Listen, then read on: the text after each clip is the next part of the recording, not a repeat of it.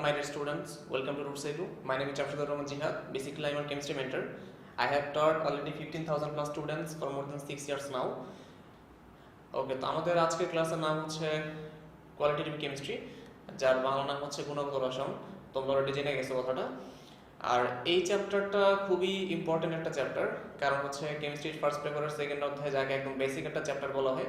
এই অধ্যায়টার মধ্যে খুবই ইম্পর্টেন্ট কিছু টপিক আছে যেগুলো আমাদেরকে খুব ভালো মতো জেনে রাখা লাগবে।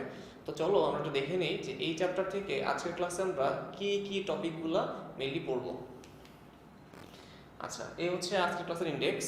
তোমরা খেয়াল করতেছো এখানে যেখানে আমাদের পক্ষ থেকে প্রথম যে টপিকটা আমরা দেখব তার নাম হচ্ছে অ্যাটমিক ম্যাস ইউনিট, যাকে আমরা বাংলায় বলি হচ্ছে পারমাণবিক ভর একক, এবং যার শর্ট ফর্ম হচ্ছে AMU। এরপর সেকেন্ড যে টপিকটা আছে তার নাম হচ্ছে ইলেকট্রন, প্রোটন এবং নিউট্রন সম্পর্কিত সমস্যা। দেন আমরা যে টপিকটা দেখব তার নাম হচ্ছে isotope, isobar, isotone, isoelectron and isomer related problem. And then তারপরে দেখবো হচ্ছে আইসোটোপ রিলেটেড ম্যাথ, যেটা খুবই ইম্পর্টেন্ট। অ্যান্ড ফাইনালি যে টপিকগুলো দেখবো তার নাম হচ্ছে খুবই পপুলার টপিক রাদারফোর্ডস অ্যাটমিক মডেল এবং বোরের পরমাণু মডেল বা বোরস অ্যাটমিক মডেল। তো চলো আমরা স্টেপ বাই স্টেপ প্রত্যেকটা টপিক শেষ করি। ওকে, আমাদের আজকের প্রথম টপিক, যেটা খুবই ছোট একটা টপিক বাট খুবই ইম্পর্টেন্ট একটা টপিক। টপিকটার নাম হচ্ছে পারমাণবিক ভর একক, যার ইংলিশ নাম হচ্ছে অ্যাটমিক ম্যাস ইউনিট, যার শর্ট নাম হচ্ছে বা শর্ট ফর্ম হচ্ছে AMU। আচ্ছা, তো ফার্স্ট অফ অল জেনে রাখা দরকার যে এই টপিকটা আমরা কেন দেখতেছি বা এই টপিকটা পড়ার উদ্দেশ্য কি। খেয়াল করো, ধরো আমি তোমাকে বললাম এই হচ্ছে একটা নাইট্রোজেন, এবং তোমরা সবাই জানো নাইট্রোজেনের যে পারমাণবিক ভর তার ভ্যালু হচ্ছে 14। এখানে আমি নাইট্রোজেনের ক্ষেত্রে যে 14 সংখ্যাটা নিলাম তাকে আমি বলতেছি নাইট্রোজেনের পারমাণবিক ভর, এবং এই 14 কিন্তু নাইট্রোজেন পরমাণুটার প্রকৃত ভর কখনোই নির্দেশ করে না। তাহলে এই সংখ্যাটা কি নির্দেশ করে? এই সংখ্যাটা জাস্ট একটা অনুপাত নির্দেশ করতেছে। যেহেতু এই সংখ্যাটা একটা প্রকৃত সংখ্যা নির্দেশ করতেছে না, প্রকৃত ভর নির্দেশ করতেছে না, এই কারণে আমরা যাতে করে একটা পরমাণুর প্রকৃত ভর বের করতে পারি এই জন্য আমরা যে এককটা ব্যবহার করি তার নাম হচ্ছে AMU। তাহলে আমি যদি এখানে এভাবে লিখি কথাটা, সেটা হচ্ছে 14 AMU, দ্যাট মিনস এই ভ্যালুটাই হবে হচ্ছে আমার পরমাণুটার প্রকৃত ভর, যাকে আমরা বলি 14 AMU। এখন আমাদের একটা কথা জেনে রাখা দরকার, সেটা হচ্ছে অ্যাটমিক ম্যাস ইউনিট মানে কি বা পারমাণবিক ভর একক মানে কি। এটা সংজ্ঞাটা কি অ্যাকচুয়ালি খেয়াল করো। এই হচ্ছে কার্বন 12 আইসোটোপ। এই কার্বন 12 আইসোটোপের একটা পরমাণুর যে প্রকৃত ভর, অবশ্যই প্রকৃত ভরের কথা বলা আছে এখানে, তার সাথে যদি তুমি 1/12 দিয়ে মাল্টিপ্লাই করো তাহলে যে ভ্যালুটা পাবা সেই ভ্যালুটাকে বলা হয় 1 AMU। এখন আরেকটা কথা জেনে রাখা খুবই ইম্পর্টেন্ট, সেটা হচ্ছে অনেক সময় পরীক্ষায় দেখা যায় AMU থেকে গ্রাম বা কেজিতে, আবার কেজি বা গ্রাম থেকে AMU এই সংখ্যাটায় এই এককটায় কনভার্ট করতে বলা হয়। তাহলে আমাদেরকে একটা ছোট্ট ভ্যালু মাথায় রাখা লাগবে যাতে করে AMU থেকে গ্রামে অথবা গ্রাম থেকে AMU তে কনভার্ট করতে কোনো সমস্যা না হয়। খেয়াল করো, আমরা জানি AMU মানে হচ্ছে 1.6603 ইন্টু 10 ইনভার্স 24 গ্রাম, অথবা আমরা ইচ্ছা করলে এটাকে আমি লিখতে পারি 1.6603 ইন্টু 10 ইনভার্স 27 কেজি। সো যদি তোমাকে বলা হয় গ্রামে কনভার্ট করো তাহলে হচ্ছে 10 ইনভার্স 24 দিয়ে মাল্টিপ্লাই করবা, আর কেজিতে কনভার্ট করতে বললে 10 ইনভার্স 27 দিয়ে মাল্টিপ্লাই করবা, অথবা তুমি অপোজিটটা করতে পারো, গ্রাম বা কেজি থেকে AMU এই এককেও কনভার্ট করতে পারো। আচ্ছা, এখন আমরা দুটো প্রবলেম দেখি, তাহলে প্রবলেমগুলো তোমাদের আরো ক্লিয়ার হয়ে যাবে। খেয়াল করো, এখানে লেখা আছে অক্সিজেনের একটি পরমাণুর প্রকৃত ভর। তাহলে আমরা আগে বলে রাখছি যে প্রকৃত ভর বের করার জন্য আমরা যে এককটা ব্যবহার করি তার নাম কি AMU। এখানে লেখা আছে কত 16 AMU, তার মানে একটা অক্সিজেন পরমাণুর প্রকৃত ভর হচ্ছে 16 AMU। এখন যদি বলা হয় যে এই সংখ্যাটাকে তুমি গ্রামে কনভার্ট করো তাহলে কি করব, এই 16 সংখ্যাটার সাথে সিম্পলি 1.6603 ইন্টু 10 ইনভার্স 24 এই সংখ্যাটা মাল্টিপ্লাই করবা, তাহলে টোটাল যে ভ্যালুটা আছে সেটা কোথায় চলে আসবে, গ্রাম এককে চলে আসবে। এরপরে আরেকটা এক্সাম্পল খেয়াল করি আমরা, সোডিয়ামের একটি পরমাণুর প্রকৃত ভর কত। আমরা জানি সোডিয়াম পরমাণুর যে পারমাণবিক ভর তা হচ্ছে 23, যেটা কিনা একটা অনুপাত নির্দেশ করে বাট তার সাথে যদি আমি একটা AMU এই এককটা বসায় দিই তাহলে কিন্তু আমার এই 23 AMUটা সোডিয়াম পরমাণুর প্রকৃত ভর নির্দেশ করতেছে। আর AMU কে তুমি যদি ইচ্ছা করলে গ্রামে নিতে চাও তাহলে কি করবা, জাস্ট এই 23 এর সাথে 1.6603 ইনটু 10 ইনভার্স 24 এই সংখ্যাটা মাল্টিপ্লাই করবা। তাহলে তুমি কি করতেছো দেখো, এখান থেকে কিন্তু AMU থেকে গ্রামে অথবা গ্রাম দেওয়া থাকলে সেখান থেকে AMU তে কনভার্ট করতে পারতেছো। তাহলে আমরা একটা জিনিস খেয়াল রাখবো যে সে এখানে আমাদের एग्जांपल হিসেবে নাইট্রোজেন দেওয়া আছে, তো নাইট্রোজেনের পারমাণবিক ভর কত 14। যদি বলা হয় নাইট্রোজেনের গ্রাম পারমাণবিক ভর কত, তাহলে আমরা কি বলবো 14 গ্রাম 14 গ্রাম। আর যদি বলা হয় নাইট্রোজেন পরমাণুর প্রকৃত ভর কত, তাহলে কি বলবো আমরা 14 AMU বা 14 অ্যাটমিক মাস ইউনিট। সো আশা করতেছি তোমাদের এই টপিকটা নিয়ে কোনো সমস্যা নাই। আর যদি এমসিকিউতে এই ধরনের কোনো সমস্যা আসে বা বড় কোনো ম্যাথের মধ্যে এই ধরনের কোনো সমস্যা আসে যেখানে গ্রাম থেকে AMU বা AMU থেকে গ্রামে কনভার্ট করতে বলে, তোমরা এখন খুব সহজেই এটা অ্যান্সার করতে পারবা। তাহলে চলো আমরা এখন আমাদের পরের টপিকে চলে যাই। অলরাইট, এখন আমরা এখান থেকে এই লেকচার থেকে খুবই ছোট একটা ম্যাথ দেখব। এই ম্যাথটা বেসিক্যালি আমার খুব পছন্দের একজন স্যার যার নাম হচ্ছে গুহ স্যার, তার বই থেকে না। এই অঙ্কটা আসলে একদম প্রথম দিকে পড়াচ্ছি, তার কারণ হচ্ছে এই অঙ্কটার মধ্যে অনেকের দেখা যায় একটু ভুল হয়। ভুলটা কোথায় হয় তাও আমি বলে দিচ্ছি, বাট তার আগে ম্যাথটা দেখি যে কি বলা আছে। সবাই খেয়াল করো, লেখা আছে কোনটি অধিক ভারী। এই কথাটা বলার পর এই জায়গায় টোটাল 4টা কোশ্চেন দেওয়া আছে। সে ক নাম্বারটা হচ্ছে 39.1 গ্রাম পটাশিয়াম, দেন এই পাশে দেওয়া আছে হচ্ছে 2 মোল অক্সিজেন গ্যাস। এরপরে গ নাম্বার হচ্ছে 0.8 গ্রাম অণু carbon dioxide, and finally হচ্ছে 1.1 গ্রাম পরমাণু আয়রন। আচ্ছা, এখন কি করতে হবে আমাকে, 4টা ক্ষেত্রে আমার হিসাব করে বের করতে হবে যে কে সবচেয়ে ভারী। কেননা এক একটা আমার এক একটা এককে দেওয়া আছে। খেয়াল করবো এখানে, যেমন এখানে হচ্ছে গ্রামে দেওয়া আছে, তারপর এটা হচ্ছে মোল দেওয়া আছে, এখানে বলা আছে গ্রাম অণু, আবার এখানে বলা আছে গ্রাম পরমাণু। তার মানে এখানে কিন্তু 4টা ক্ষেত্রে কোনোটাই সমান এককে দেওয়া নাই। তাহলে কি করতে হবে, আমার সবার আগে 4টাকে একটা সমান এককে নিয়ে আসতে হবে, তাহলে আমি বুঝতে পারবো যে কোনটা সবচেয়ে ভারী। আচ্ছা, তো বেসিক্যালি আমাদের কাছে যেটা মনে হয় সেটা হচ্ছে গ্রামে যদি সবগুলোকে কনভার্ট করা যায় তাহলে কিন্তু কম্পারেটিভলি কি হয়, একটু ইজি হয়, বুঝতে সুবিধা হয় আর কি। তো আমি এখানে এই 4টাকে সবার আগে গ্রামে কনভার্ট করব, তারপরে চেক করব যে কোনটা সবচেয়ে ভারী, দেন বলবো যে ওটাই হচ্ছে অ্যান্সার। ওকে, তাহলে চলো আমরা একটু দেখি যে হিসাব করলে গ্রামের হিসাব করলে কার ভ্যালু কত আসে। যেমন এখানে সবার ফার্স্টে দেখি আমরা ক নাম্বারটা। তো এখানে ক নাম্বারটা কি বলা আছে দেখো, ক নাম্বারটা বলা আছে 39.1 গ্রাম পটাশিয়াম। এটা গ্রামে দেওয়া আছে, তো আমার এখানে এটাকে আর অন্য কোনো এককে কনভার্ট করার কোনো দরকার নাই। তাহলে কি লিখতে পারি আমরা এখানে 39.1 গ্রাম এ হচ্ছে পটাশিয়ামের ভর।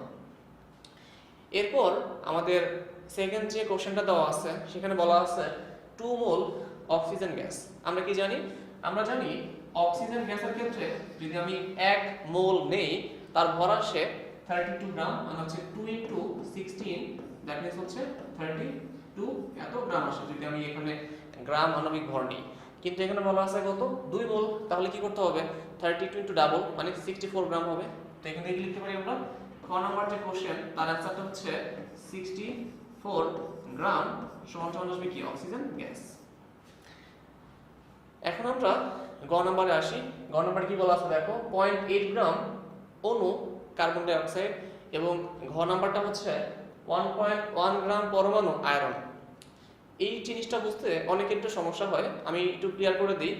যখন তোমরা এরকম গ্রাম অণু অথবা এরকম গ্রাম পরমাণু কোনো কিছু দেখবা, তুমি ধরে নিবা গ্রাম অণু বা গ্রাম পরমাণু মানে তোমাকে মোল সংখ্যা বোঝানো হচ্ছে।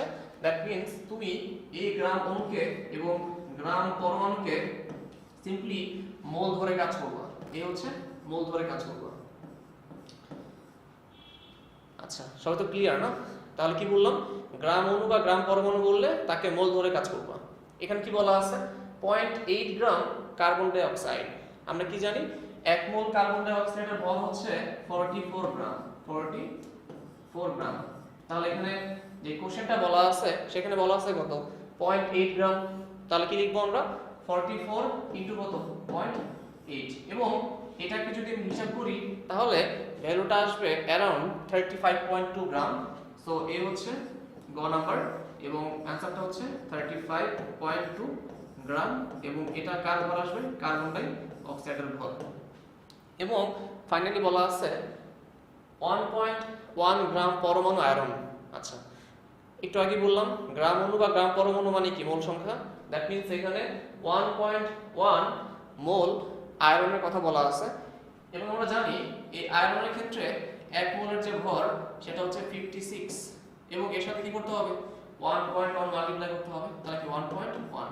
সো এখান থেকে কি আসছে 56 ইনটু 1.1, এন্ড ফাইনালি যে অ্যানসারটা আমরা পাবো তার ভ্যালু হচ্ছে ঘ নাম্বার কোশ্চেন, তার ভ্যালু হচ্ছে 61.435 গ্রাম। এই আসবে হচ্ছে আয়রন। সো আমার মনে হয় তোমরা চারটার ক্ষেত্রে পারফেক্টলি হিসাবটা বুঝতে পারছো, এবং তুমি যদি চেক করো তাহলে দেখবা প্রথমটা আসছে 39.1 গ্রাম, দেন 64, দেন 35.2, এন্ড ফাইনালটা হচ্ছে 61.435 গ্রাম। এবং এই চারটার মধ্যে সবচেয়ে অধিক ভারী হবে হচ্ছে এই খ নাম্বারটা, যার ভর হচ্ছে 64 গ্রাম, এবং এটা কার ক্ষেত্রে এই O2 এর ক্ষেত্রে। সো অ্যানসার হচ্ছে কোনটা খ নাম্বারটা। ওকে, তো এই প্রশ্নটা খুব সহজ ছিল এবং তার অ্যান্সারটা খুব সহজ ছিল। প্রথম দিকে আমরা খুব সহজ টপিকগুলো দেখতেছি, যাতে করে পরবর্তীতে আমরা স্টেপ বাই স্টেপ হার্ড টপিকগুলো স্টার্ট করলে কোনো সমস্যা না হয়। ওকে, তাহলে এখন চলে যাই আমরা পরের অংশে।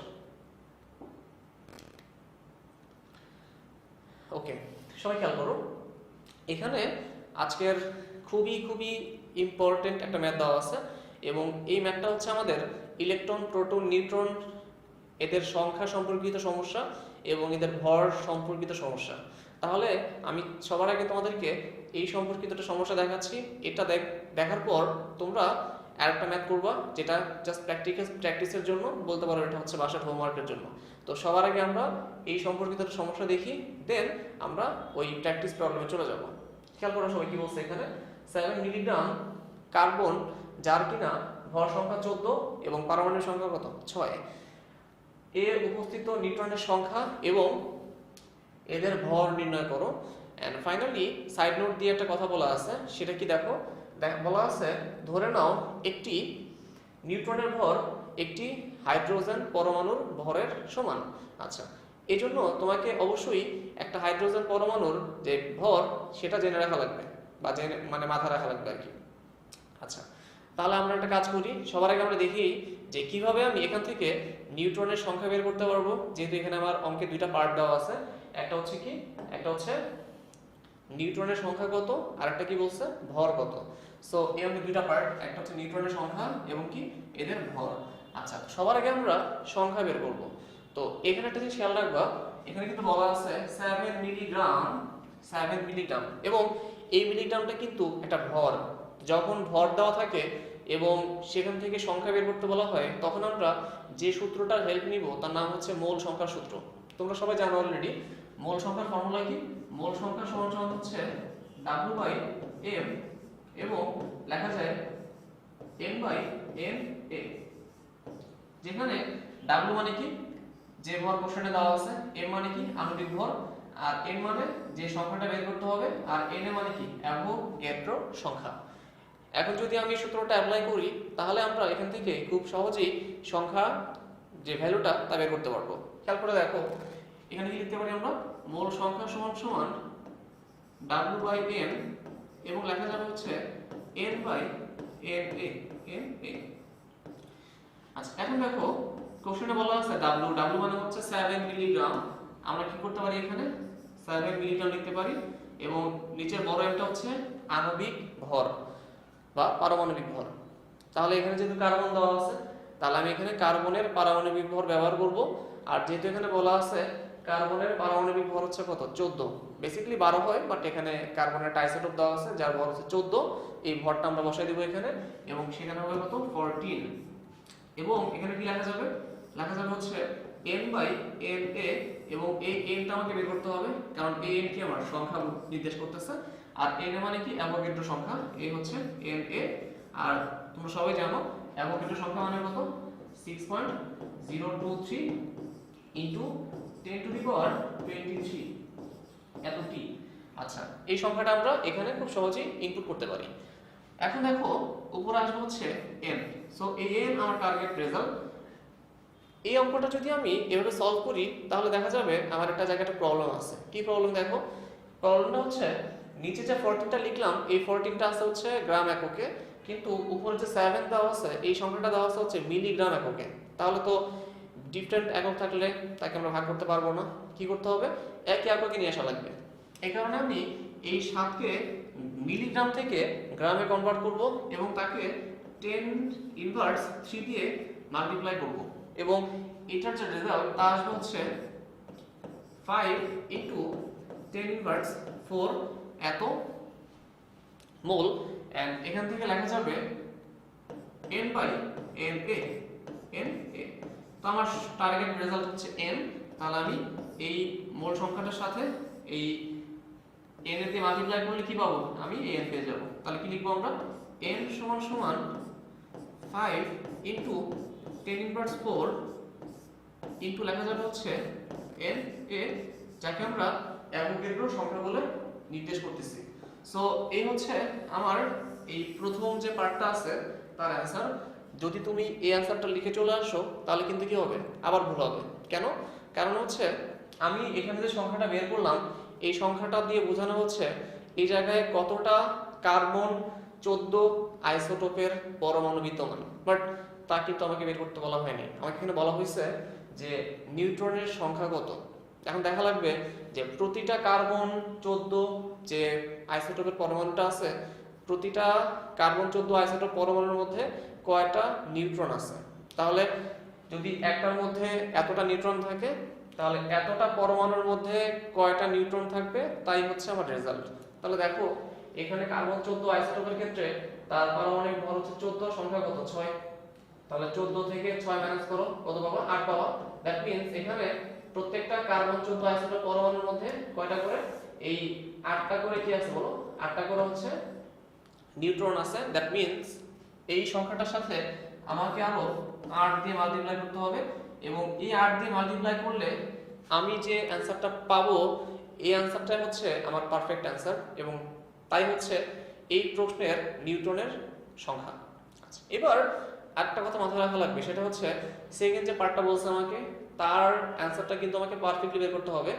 যেহেতু তুমি এইটুকু অংশ খুব স্মার্টলি বের করতে পারছো, তোমার এখন ওই অংশটা করতে কোনো সমস্যা হবে না। কেন, কারণ হচ্ছে এখানে বলা আছে এদের ভর নির্ণয় করো, তো ভর নির্ণয় করতে বলছে। সো ভর নির্ণয় করার ক্ষেত্রে আমরা কি অ্যাপ্লাই করবো এখানে, এবং এখানে কিন্তু আরেকটা কথা মাথা রাখা লাগবে, লাস্টে সাইড নোটে বলা আছে একটি নিউট্রনের ভর একটি হাইড্রোজেন পরমাণুর ভর সংখ্যার সমান ধরে কাজ করতে হবে। আচ্ছা, তাহলে এখন আমাকে জানা লাগবে যে একটা হাইড্রোজেন পরমাণুর যে প্রকৃত ভর সেটা কত। দেখো একটা হাইড্রোজেন পরমাণুর ক্ষেত্রে আমরা কি জানি, আমরা জানি যে একটা হাইড্রোজেন পরমাণুর, এটা মুছে ফেলি, এটা মনে লাগতেছে না, একটা হাইড্রোজেন পরমাণুর থেকে কি জানি আমরা, তার সংখ্যা হচ্ছে 1, ভর হচ্ছে 1, তার মানে তার ভর সংখ্যা যেটা সেটা হচ্ছে 1 AMU। তাহলে আমরা কি জানি 1 AMU মানে কত, 1.6603 ইনটু 10^24 এত কি গ্রাম, সো এত গ্রাম। দ্যাট মিন্স আমরা এই ভ্যালুটা এখানে বসিয়ে দিতে পারি, এটা AMU হবে, সরি, তার মানে এই ভ্যালুটা এখানে বসিয়ে দিতে পারি।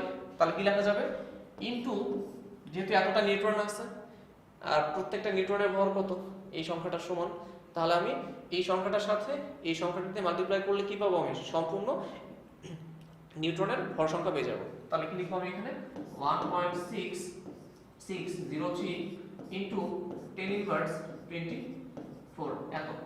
সো এই হচ্ছে আমার কি আসবে অ্যানসার আসবে আর কি, এটা একটু ক্লিন করে ফেলি। সো এইটুকু আমার আসবে অ্যানসার, দ্যাট মিন্স এই হচ্ছে আমার সেকেন্ড পার্টের অ্যানসার। আচ্ছা, তাহলে এখন থেকে যদি এই রকমের কোনো সমস্যা তোমাদের পরীক্ষায় চলে আসে তাহলে কি করবা, এভাবে স্কোর করবা। দেখো এখানে এই বাচ্চা ছেলেটা কি করতেছে, বাস্কেটবল গ্রাউন্ডে স্মার্টলি স্কোর করতেছে।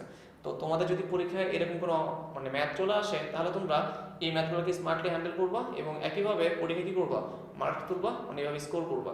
ওকে, তাহলে চলে যাই আমরা আমাদের এই সমস্যা সম্পর্কিত আরেকটা সমস্যা, যেটা কিনা তোমাদের বাসায় হোমওয়ার্ক হিসেবে থাকবে। ওকে, তো এখানে খুবই সুন্দর একটা সমস্যা দেওয়া আছে, যে সমস্যাটা আগের সমস্যার চেয়ে আরো ইজি। কেন ইজি দেখো, কারণ হচ্ছে আগের সমস্যায় আমি তোমাদেরকে টোটাল 2টা পার্ট করতে বলছি, আমি 2টা পার্টের অ্যান্সার বের করতে বলছি, বাট এখানে শুধুমাত্র একটা পার্টের অ্যান্সার বের করতে হবে, তাহলে অনেক সহজ হয়ে গেল জিনিসটা। আচ্ছা দেখো ম্যাথটা কি বলছে আগে খেয়াল করি সবাই। বলা আছে কেবলমাত্র অক্সিজেন 16 আইসোটোপ আছে এরূপ একটি অক্সিজেন গ্যাসের নমুনায় এনটিপিতে 5.6 লিটারে মোট প্রোটনের সংখ্যা নির্ণয় করো। তাহলে আগের বার বের করতে বলা হয়েছিল নিউট্রনের সংখ্যা, এবার বের করতে বলছে কি প্রোটনের সংখ্যা, এবং আগের বার ছিল কি ভর সংখ্যা, এবার কি দেওয়া আছে আয়তনের যে ভ্যালু তা সেটা দেওয়া আছে। এন্ড আরেকটা কথা মাথায় রাখবা, এখানে কিন্তু একটা কথা বলা আছে এনটিপি, এনটিপি মানে হচ্ছে normal temperature and pressure. So তোমরা এই জিনিসগুলো খেয়াল রাখবা। আশা করতেছি এই সম্পর্কিত কোনো সমস্যা তোমাদের পরীক্ষা অ্যান্সার করতে কোনো সমস্যা হবে না, তোমরা বাসায় প্র্যাকটিস করে নিবা। আর যদি কোনো প্রবলেম হয় তারপরও তোমরা অবশ্যই আমাদের ইনবক্সে জানাবা, যেখানে আমরা ভিডিওসগুলো আপলোড দিব, সেখানে কমেন্ট করলেই হবে, আমরা সাথে সাথে তার রিপ্লাই দেওয়ার চেষ্টা করব। ওকে, তাহলে চলো আমরা চলে যাই আজকের এই লেকচারের পরের পার্টে। খুবই সুন্দর একটা টপিক, যাদের নাম হচ্ছে সবার আইসো দিয়ে স্টার্ট হয়, আইসোটোপ, আইসোবার, আইসোটোন, আইসো ইলেকট্রন অ্যান্ড আইসোমার। তার মানে প্রত্যেকটা টপিক স্টার্টই হবে হচ্ছে আইসো দিয়ে। তাহলে সবার আগে যে কথাটা জেনে রাখা দরকার, তার মানে হচ্ছে হোয়াট ইজ আইসো, আইসো মানে কি? আইসো মানে হচ্ছে সেম বা একই। যেমন আমি যদি বলি আইসোটোপ, আইসোটোপ খেয়াল করবা, এই আইসোটোপ যে সংখ্যাটা বা কথাটা বললাম, এই টোপ কিন্তু শেষ হচ্ছে কি দিয়ে দেখো, শেষ হচ্ছে পি দিয়ে। দ্যাট মিনস যাদের প্রোটন সংখ্যা হবে সমান, আর আমরা সবাই জানি প্রোটন সংখ্যার আরেকটা নাম হচ্ছে পারমাণবিক সংখ্যা। দ্যাট মিনস যে সকল পরমাণুর পারমাণবিক সংখ্যা সমান তাদেরকে আমরা আইসোটোপ বলবো, কিন্তু তাদের ক্ষেত্রে পারমাণবিক ভর সংখ্যা যেটা আছে সেটা কিন্তু কি হওয়া যাবে না, সেম হওয়া যাবে না। তার মানে পারমাণবিক সংখ্যা হবে সমান কিন্তু ভর সংখ্যা হবে ডিফারেন্ট, তারা কি হবে একে অপরের আইসোটোপ হবে। তো খেয়াল করে দেখো এখানে আমরা দেখতেছি এখানে কার্বন, কার্বন এবং কার্বন, প্রতিটার ক্ষেত্রে কার্বনের যে পারমাণবিক সংখ্যা তা কত 6। এখানে দেখো এখানেও 6 দেওয়া আছে, এখানে 6 দেওয়া আছে এবং এখানেও 6 দেওয়া আছে, বাট এখানে ভর হচ্ছে 12, এখানে 13 এবং এখানে কত 14। সো এখানে ক্লিয়ারলি দেখতে পারতেছো প্রত্যেকটা কার্বনের পারমাণবিক সংখ্যা সমান, বাট প্রত্যেকটা কার্বনের পারমাণবিক ভর সংখ্যা কি different. So they are isotope to each other. এরপরে দেখো আরেকটা एग्जांपल, অক্সিজেন, অক্সিজেন, অক্সিজেন এবং প্রত্যেকটা অক্সিজেনের পারমাণবিক সংখ্যা হচ্ছে 8, 8 এবং 8 এবং প্রত্যেকটার ভর সংখ্যা 16, 17 এবং কত 18। সো এটা নিয়ে মন খারাপ করার কোনো কিছু নাই, বা এটা নিয়ে ডাউট থাকার কোনো কিছু নাই যে এখানে আসলে এটা কেন হচ্ছে বা এটা কেন এরকম হইলো। জাস্ট সিম্পলি মাথায় রেখে দিবা যে তুমি কি করতে যাচ্ছ। আর আইসোটোপ সম্পর্কিত কোনো সমস্যা যদি পরীক্ষায় চলে আসে, অবশ্যই তোমরা অ্যান্সার দিকে তাকে বলে দিতে পারবা। কেন? কারণ হচ্ছে তুমি এখন জানো যে যাদের পারমাণবিক সংখ্যা সমান এবং ভর সংখ্যা ডিফারেন্ট তারাই শুধুমাত্র আইসোটোপ, বাকিরা অন্য কোনো কিছু হওয়া সম্ভব, বাট আইসোটোপ হওয়া সম্ভব না। আচ্ছা, এখন আমরা চলে যাই হচ্ছে আমাদের এই টপিকের সেকেন্ড যে সাব টপিকটা আছে সেখানে, এবং সেখানে বলা আছে আইসোবার। আচ্ছা, এই জিনিসটা অনেকের মাথায় থাকতেই চায় না, এই কারণে আমি ছোট্ট একটা কথা বলি। দেখো বার থেকে যারা বের হয় তারা কি হয়, কিছু একটা খেয়ে বের হয়, তাই না? মানে হার্ড ড্রিঙ্কস, সফট ড্রিঙ্কস তো খেয়ে বের হয় না, হার্ড ড্রিঙ্কস খেয়ে বের হয়। তো যারা হার্ড ড্রিঙ্কস খেয়ে বের হয় কি হয়, মাথা অনেক ভারী হয়ে থাকে, উল্টাপাল্টা কথা বলে। তো বেসিক্যালি এটাই মাথা রাখবা যে যারা আইসোবার, আইসোবার তাদের মাথা অনেক ভারী হয়ে থাকবে, দ্যাট মিনস তাদের ভর সংখ্যা হবে সেম। সো এই জায়গায় আমি কি বলতেছি, আইসোবার মানে কি, তাহলে ভর সংখ্যা হবে সেম, তার মানে এটা ম্যাস নাম্বার বা ভর সংখ্যা হবে সেম। তো এখান থেকে খুব সহজেই তুমি বুঝতে পারতেছো যাদের পারমাণবিক ভর সংখ্যা সেম তারাই হবে আইসোবার, কিন্তু আইসোবারের ক্ষেত্রে অবশ্যই তাদের পারমাণবিক সংখ্যাটা সেম হওয়া যাবে না। That means they are opposite to isotone, তাহলে সরি আইসোটোপ, আইসোটোপ। আচ্ছা, এখন তাহলে কি দেখলাম, আইসোবারে কি হবে, ভর সংখ্যা হবে সমান বাট পারমাণবিক সংখ্যা সমান হবে না। আর আইসোটোপে আমরা কি পড়ছিলাম, পারমাণবিক সংখ্যা সমান বাট ভর সংখ্যা সমান হবে না, so they are totally opposite to each other. তাহলে খেয়াল করে একটা এক্সাম্পল দেখি, যেমন এখানে হাইড্রোজেন দেওয়া আছে, এখানে হিলিয়াম দেওয়া আছে। হাইড্রোজেন এবং হিলিয়াম উভয়ের ক্ষেত্রেই তাদের পারমাণবিক যে ভর সংখ্যা সেটা সেম, বাট হাইড্রোজেনের ক্ষেত্রে পারমাণবিক যে সংখ্যাটা তার ভ্যালু হচ্ছে 1 এবং হিলিয়ামের ক্ষেত্রে কত 2। সো এখানে পারমাণবিক ভর সংখ্যা সমান এবং পারমাণবিক সংখ্যা কি সেম না। সো এখানে খেয়াল রাখা লাগবে যে তারা দুইজন একে অপরের কি আইসোবার। এরপর একটা এক্সাম্পল দেখি, কার্বন এবং নাইট্রোজেন তাদের ভর সংখ্যা 14 এবং 14 এবং তাদের সংখ্যা কত 6 আর 7। সো এখানে দেখো ভর সংখ্যা সমান কিন্তু পারমাণবিক সংখ্যা কি না সমান না। এরপর যদি আমি পরের এক্সাম্পলগুলো খেয়াল করি, কপার, জিঙ্ক, তারপর আর্গন, পটাশিয়াম, ক্যালসিয়াম, এরা পরস্পর কি একে অপরের আইসোবার। আমি আশা করতেছি তোমাদের এই সম্পর্কিত কোনো সমস্যা নাই, তাহলে আমরা এখন পরের অংশে চলে যেতে পারি। আচ্ছা, এখনকার যে টপিকটা নিয়ে আমরা কথা বলতে যাচ্ছি তার নাম হচ্ছে আইসোটোন। নামের লাস্টে যেহেতু এন আছে, দ্যাট মিন্স তাদের ক্ষেত্রে নিউট্রন নাম্বারটা সমান হবে। তার মানে এন দিয়ে শেষ, দ্যাট মিন্স তাদের নিউট্রন নাম্বার হবে সমান। So what is neutron number? আমরা কি জানি যে যদি আমাদের একটা পরমাণু হয় এ এবং তার ভর সংখ্যা হয় এক্স এবং পারমাণবিক সংখ্যা হয় ওয়াই, এই এক্স থেকে ওয়াই কে মাইনাস করলে আমি যে সংখ্যাটা পাবো সেটাই কি আমার ওই পরমাণুর নিউট্রন সংখ্যা। দ্যাট মিন্স পারমাণবিক ভর সংখ্যা থেকে পারমাণবিক সংখ্যাকে মাইনাস করলে যে ভ্যালুটা পাওয়া যায় তাকে বলা হয় নিউট্রন সংখ্যা। এখান থেকে আমি স্পষ্ট বলতে পারি, দুইটা एग्जांपल দেওয়া আছে দেখো, সোডিয়াম আর ম্যাগনেসিয়াম। এখানে সোডিয়ামের পারমাণবিক ভর সংখ্যা 23 এবং সংখ্যা কত 11। 23 থেকে 11 মাইনাস করো কত পাবা? 12 পাবা। দেন এখানে বলা আছে ম্যাগনেসিয়াম, ম্যাগনেসিয়ামের ভর কত 24 এবং সংখ্যা কত 12। 24 থেকে 12 মাইনাস করো কি পাবা? 12ই পাবা।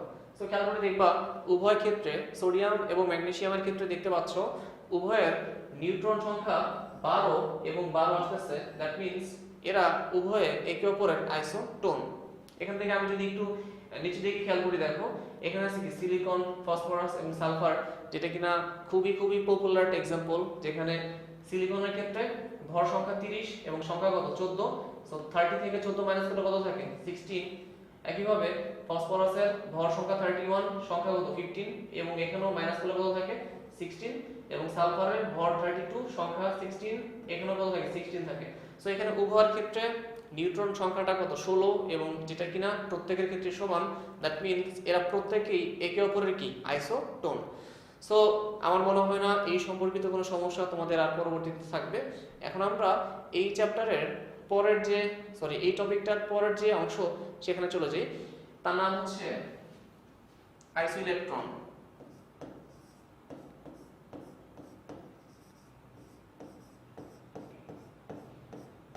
আচ্ছা, আইসো electron. So first of all যেই কথাটা মাথায় রাখা লাগবে, আইসো ইলেকট্রন মানে কি। এখানে কিন্তু নামের লাস্টে বলে দেওয়া আছে ইলেকট্রন কথাটা। দ্যাট মিন্স যেহেতু এখানে ইলেকট্রন কথাটা বলে দেওয়া আছে, তার মানে উভয় ক্ষেত্রেই যে ব্যাপারটা আসবে সেটা হচ্ছে ইলেকট্রন সংখ্যা হবে সমান। তাহলে ইলেকট্রন সংখ্যা আবার সমান হয় কিভাবে? খেয়াল করে দেখো, ধরো আমি তোমাকে একটা एग्जांपल দিলাম, বেসিক্যালি এর উপর একটা एग्जांपल দিলাম। ধরো হচ্ছে O2 মাইনাস, দেন হচ্ছে ফ্লোরিন মাইনাস, এরপর ধরো হচ্ছে আর্গন, এরপর ধরো হচ্ছে সোডিয়াম প্লাস। এখানে আমার টোটাল 5টা অংশ নেওয়া আছে, যেখানে আমাদের প্রথম যে অংশ দুইটা, যেমন এই অংশ এবং এই অংশ হচ্ছে অ্যানায়ন, তারপর এই অংশ এবং এই অংশ হচ্ছে ক্যাটায়ন, এবং মাঝখানে যে অংশটা আছে সেই অংশটা কি একটা চার্জহীন পরমাণু। এখন দেখো প্রথমে যে অ্যানায়নটার কথা বলা আছে তার নাম হচ্ছে O2 মাইনাস। বেসিক্যালি একটা অক্সিজেনের টোটাল ইলেকট্রন থাকে কয়টা? 8টা। সে যদি কারো কাছ থেকে দুইটা ইলেকট্রন নেয় তাহলে তার ইলেকট্রন সংখ্যা কত হবে? O2 মাইনাস, এবং তার ইলেকট্রন সংখ্যা হবে হচ্ছে 10টা। সো ছিল 8টা, নিল 2টা, হয়ে গেল কয়টা? 10টা। দ্যাট মিন্স এই O2 মাইনাস আয়নটার টোটাল 10টা ইলেকট্রন আছে।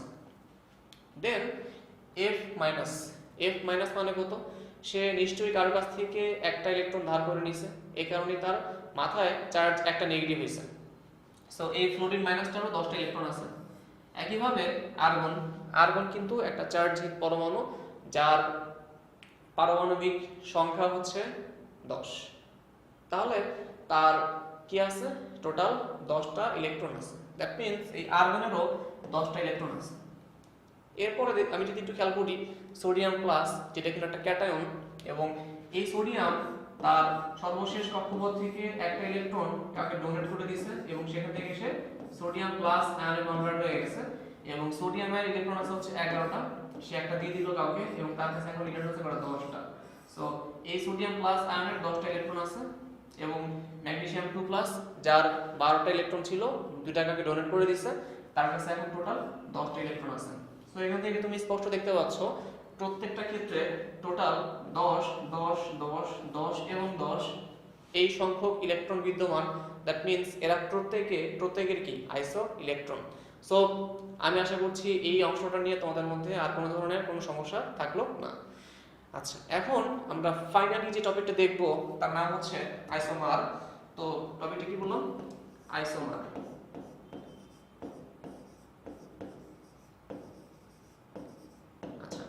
সো ফার্স্ট অফ অল আমাদেরকে জেনে রাখা লাগবে যে হোয়াট ইজ আইসোমার, আইসোমার কাকে বলে।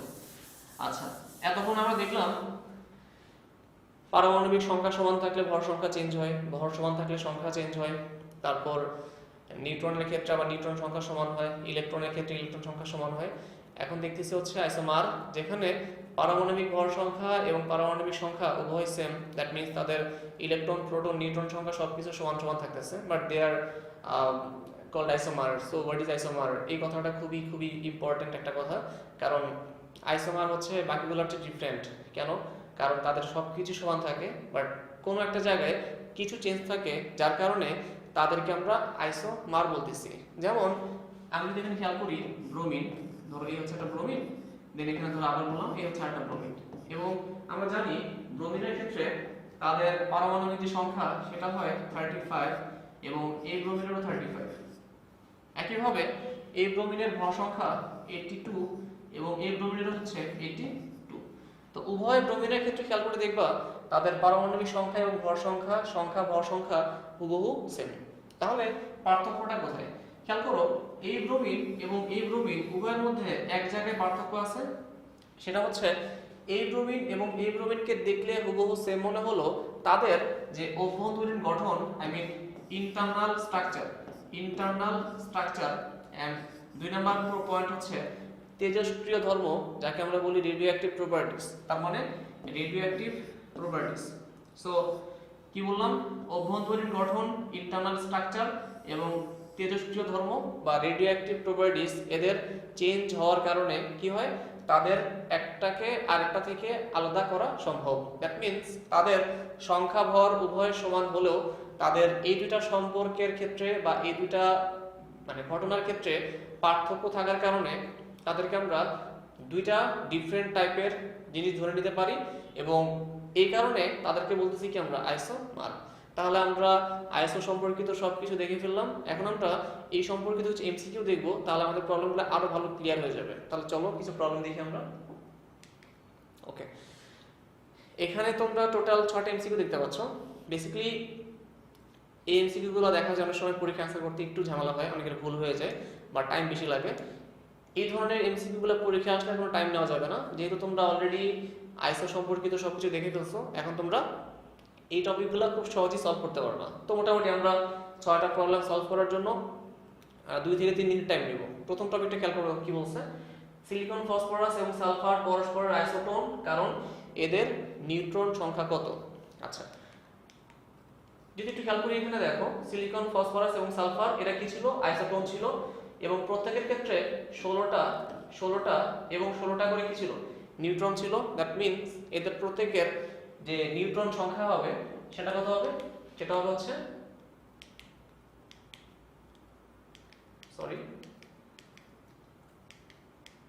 আচ্ছা হবে 16। সো এই হচ্ছে आंसर। সো 1 নাম্বারটার आंसर কত হবে? ডি। এরপর 2 নাম্বারটার দিকে দেখো, নিচের কোন জোড়া পরস্পর আইসোটোন? তো আইসোটোন মানে কি? যাদের n মানে নিউট্রন নাম্বারটা কি হয়? সমান হয়। তাহলে খেয়াল করে দেখো, এখানে কি আছে? Carbon, oxygen. এটা মনে হয় আমরা দেখে আসছিলাম কিছুক্ষণ আগে, যেখানে আমরা জানি যে কার্বনের সংখ্যা কত?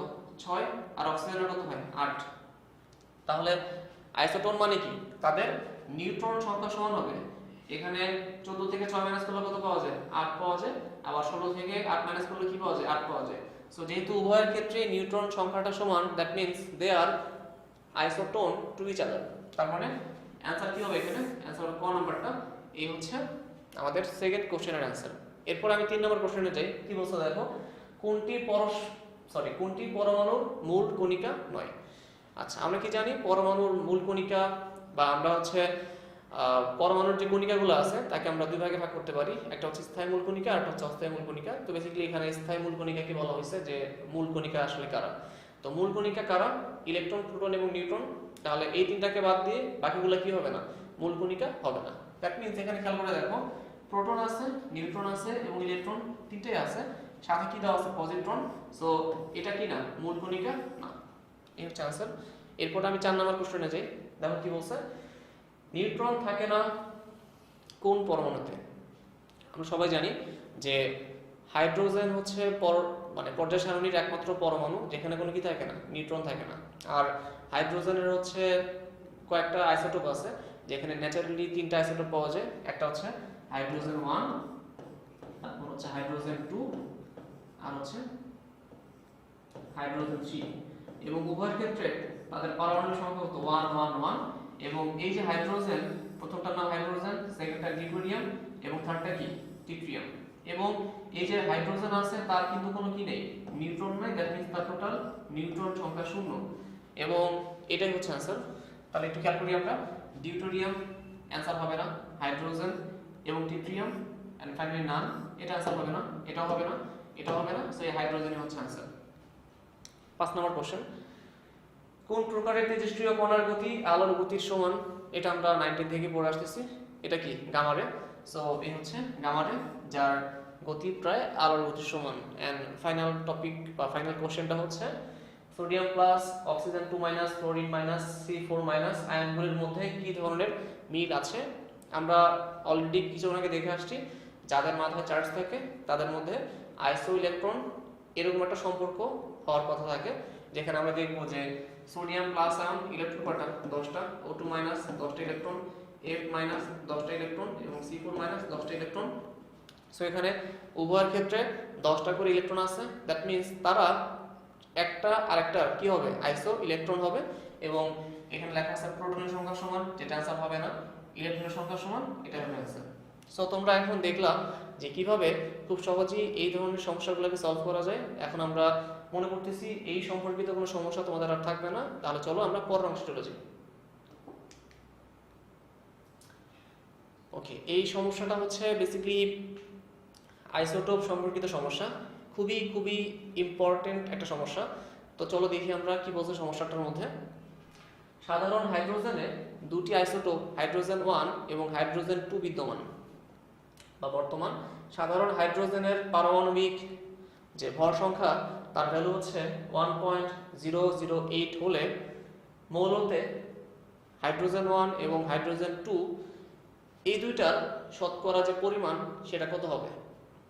তো খেয়াল করো, বেসিক্যালি এই রকমের সমস্যাগুলোর মধ্যে শতকরা পরিমাণ দেওয়া থাকে, যেখান থেকে আমার পরবর্তীতে পারমাণবিক ভর সংখ্যা বের করতে হয়। বাট এখানে পারমাণবিক ভর সংখ্যা দেওয়া আছে, আমাকে অপোজিটটা করতে হবে, যেটা কিনা আমার পার্সেন্টেজ বের করতে হবে। এখন এটা বের করা খুবই সহজ, কারণ কি এখানে আমার টোটাল দুইটা আইসোটোপ দেওয়া আছে, হাইড্রোজেন 1 এবং হাইড্রোজেন 2। যদি দুইটা জিনিস দেওয়া থাকে সেখান থেকে আমার পার্সেন্টেজ বের করতে বলা হয়, ধরো আমাকে বলা আছে একটা পাত্র যেখানে কিনা A এবং B আছে এবং A আর B মিলে 100%। তো কোশ্চেন হচ্ছে A কত পার্সেন্ট বা B কত পার্সেন্ট? এইরকম সমস্যাগুলোতে আমরা কি করি? ধরে নিই ফার্স্টে কি A আর B যোগ করলে কত হয়? 100% হয়। এখন A যদি হয় হচ্ছে x% আর তাহলে B কত হবে? B হচ্ছে 100 মাইনাস x এত পার্সেন্ট। এই অঙ্কটার ক্ষেত্রে আমরা হুবহু তাই করব। তাহলে খেয়াল করে দেখো, এখানে হাইড্রোজেন 1 এই জায়গায় আমরা ধরে নিব এটা আছে হচ্ছে x% এবং হাইড্রোজেন 2 এটা আছে কত? 100 মাইনাস x এত পার্সেন্ট, সরি এত পার্সেন্ট, একটু ভুল করে ফেললাম, 100 মাইনাস x এত পার্সেন্ট। ওকে, এখন আমরা মোটামুটি একটা স্ট্রাকচার দাঁড় করানো। এখন আমরা একটা ফর্মুলা দেখব যেটা অ্যাপ্লাই করলে এই অঙ্কটা খুব সহজেই অ্যান্সার বের করা সম্ভব হবে। তো আজকে দেখি ফর্মুলাটা কি। আমরা কি জানি যে পারমাণবিক ভর মানে হচ্ছে পারমাণবিক ভর, এটার ফর্মুলা কি, সমান সমান উপর লিখতে পারি আমরা a m1 plus b m2 divided by 100, এটা আমরা লিখতে পারি। এরপর এটা আমাদের যে ফর্মুলা, এখানে একটু খেয়াল রাখা লাগবে যে এখানে কোনটা কি নির্দেশ করতেছে, এ মানে কি বোঝানো হচ্ছে আর বি মানে কি বোঝানো হচ্ছে। খেয়াল করো সবাই, এ মানে হচ্ছে প্রথম অংশের পার্সেন্টেজ আর বি মানে হচ্ছে দ্বিতীয় যে মৌলটা আছে তার পার্সেন্টেজ। এরপর m1 মানে কি প্রথমটার ভর আর m2 মানে কি দ্বিতীয়টার ভর, আর এই দুইটা মিলে কত পার্সেন্ট, 100%। এখন আমি যদি একটু খেয়াল করি যে এই জায়গায় আমি এখন যে ভ্যালুগুলো বসাবো তাদেরকে কিভাবে এখানে অ্যাপ্লাই করব বা তাদেরকে কিভাবে এখানে বসাবো। তো এখানে বসাই ফেলি ভ্যালুগুলো, কি রাখা যাবে এখানে, নিচে তো 100 একটা আছে বাই ডিফল্ট, আর এ মানে কত x, a1 মানে কি প্রথমটার ভর সেটা কত 1, তাহলে কি হবে x * 1 প্লাস b দ্বিতীয়টার পার্সেন্টেজ এটা কত আসবে 100 মাইনাস x ইনটু কত আসবে m2 মানে কি, m2 মানে দ্বিতীয়টার ভর এবং সেটা কত 2, সো ইনটু কত হবে 2। এখন এবং খেয়াল করো পারমাণবিক ভর কত দেওয়া আছে 1.008, সো 1.008। সো তুমি এখানে কি করতে পারো, ক্রস গুণ করতে পারো।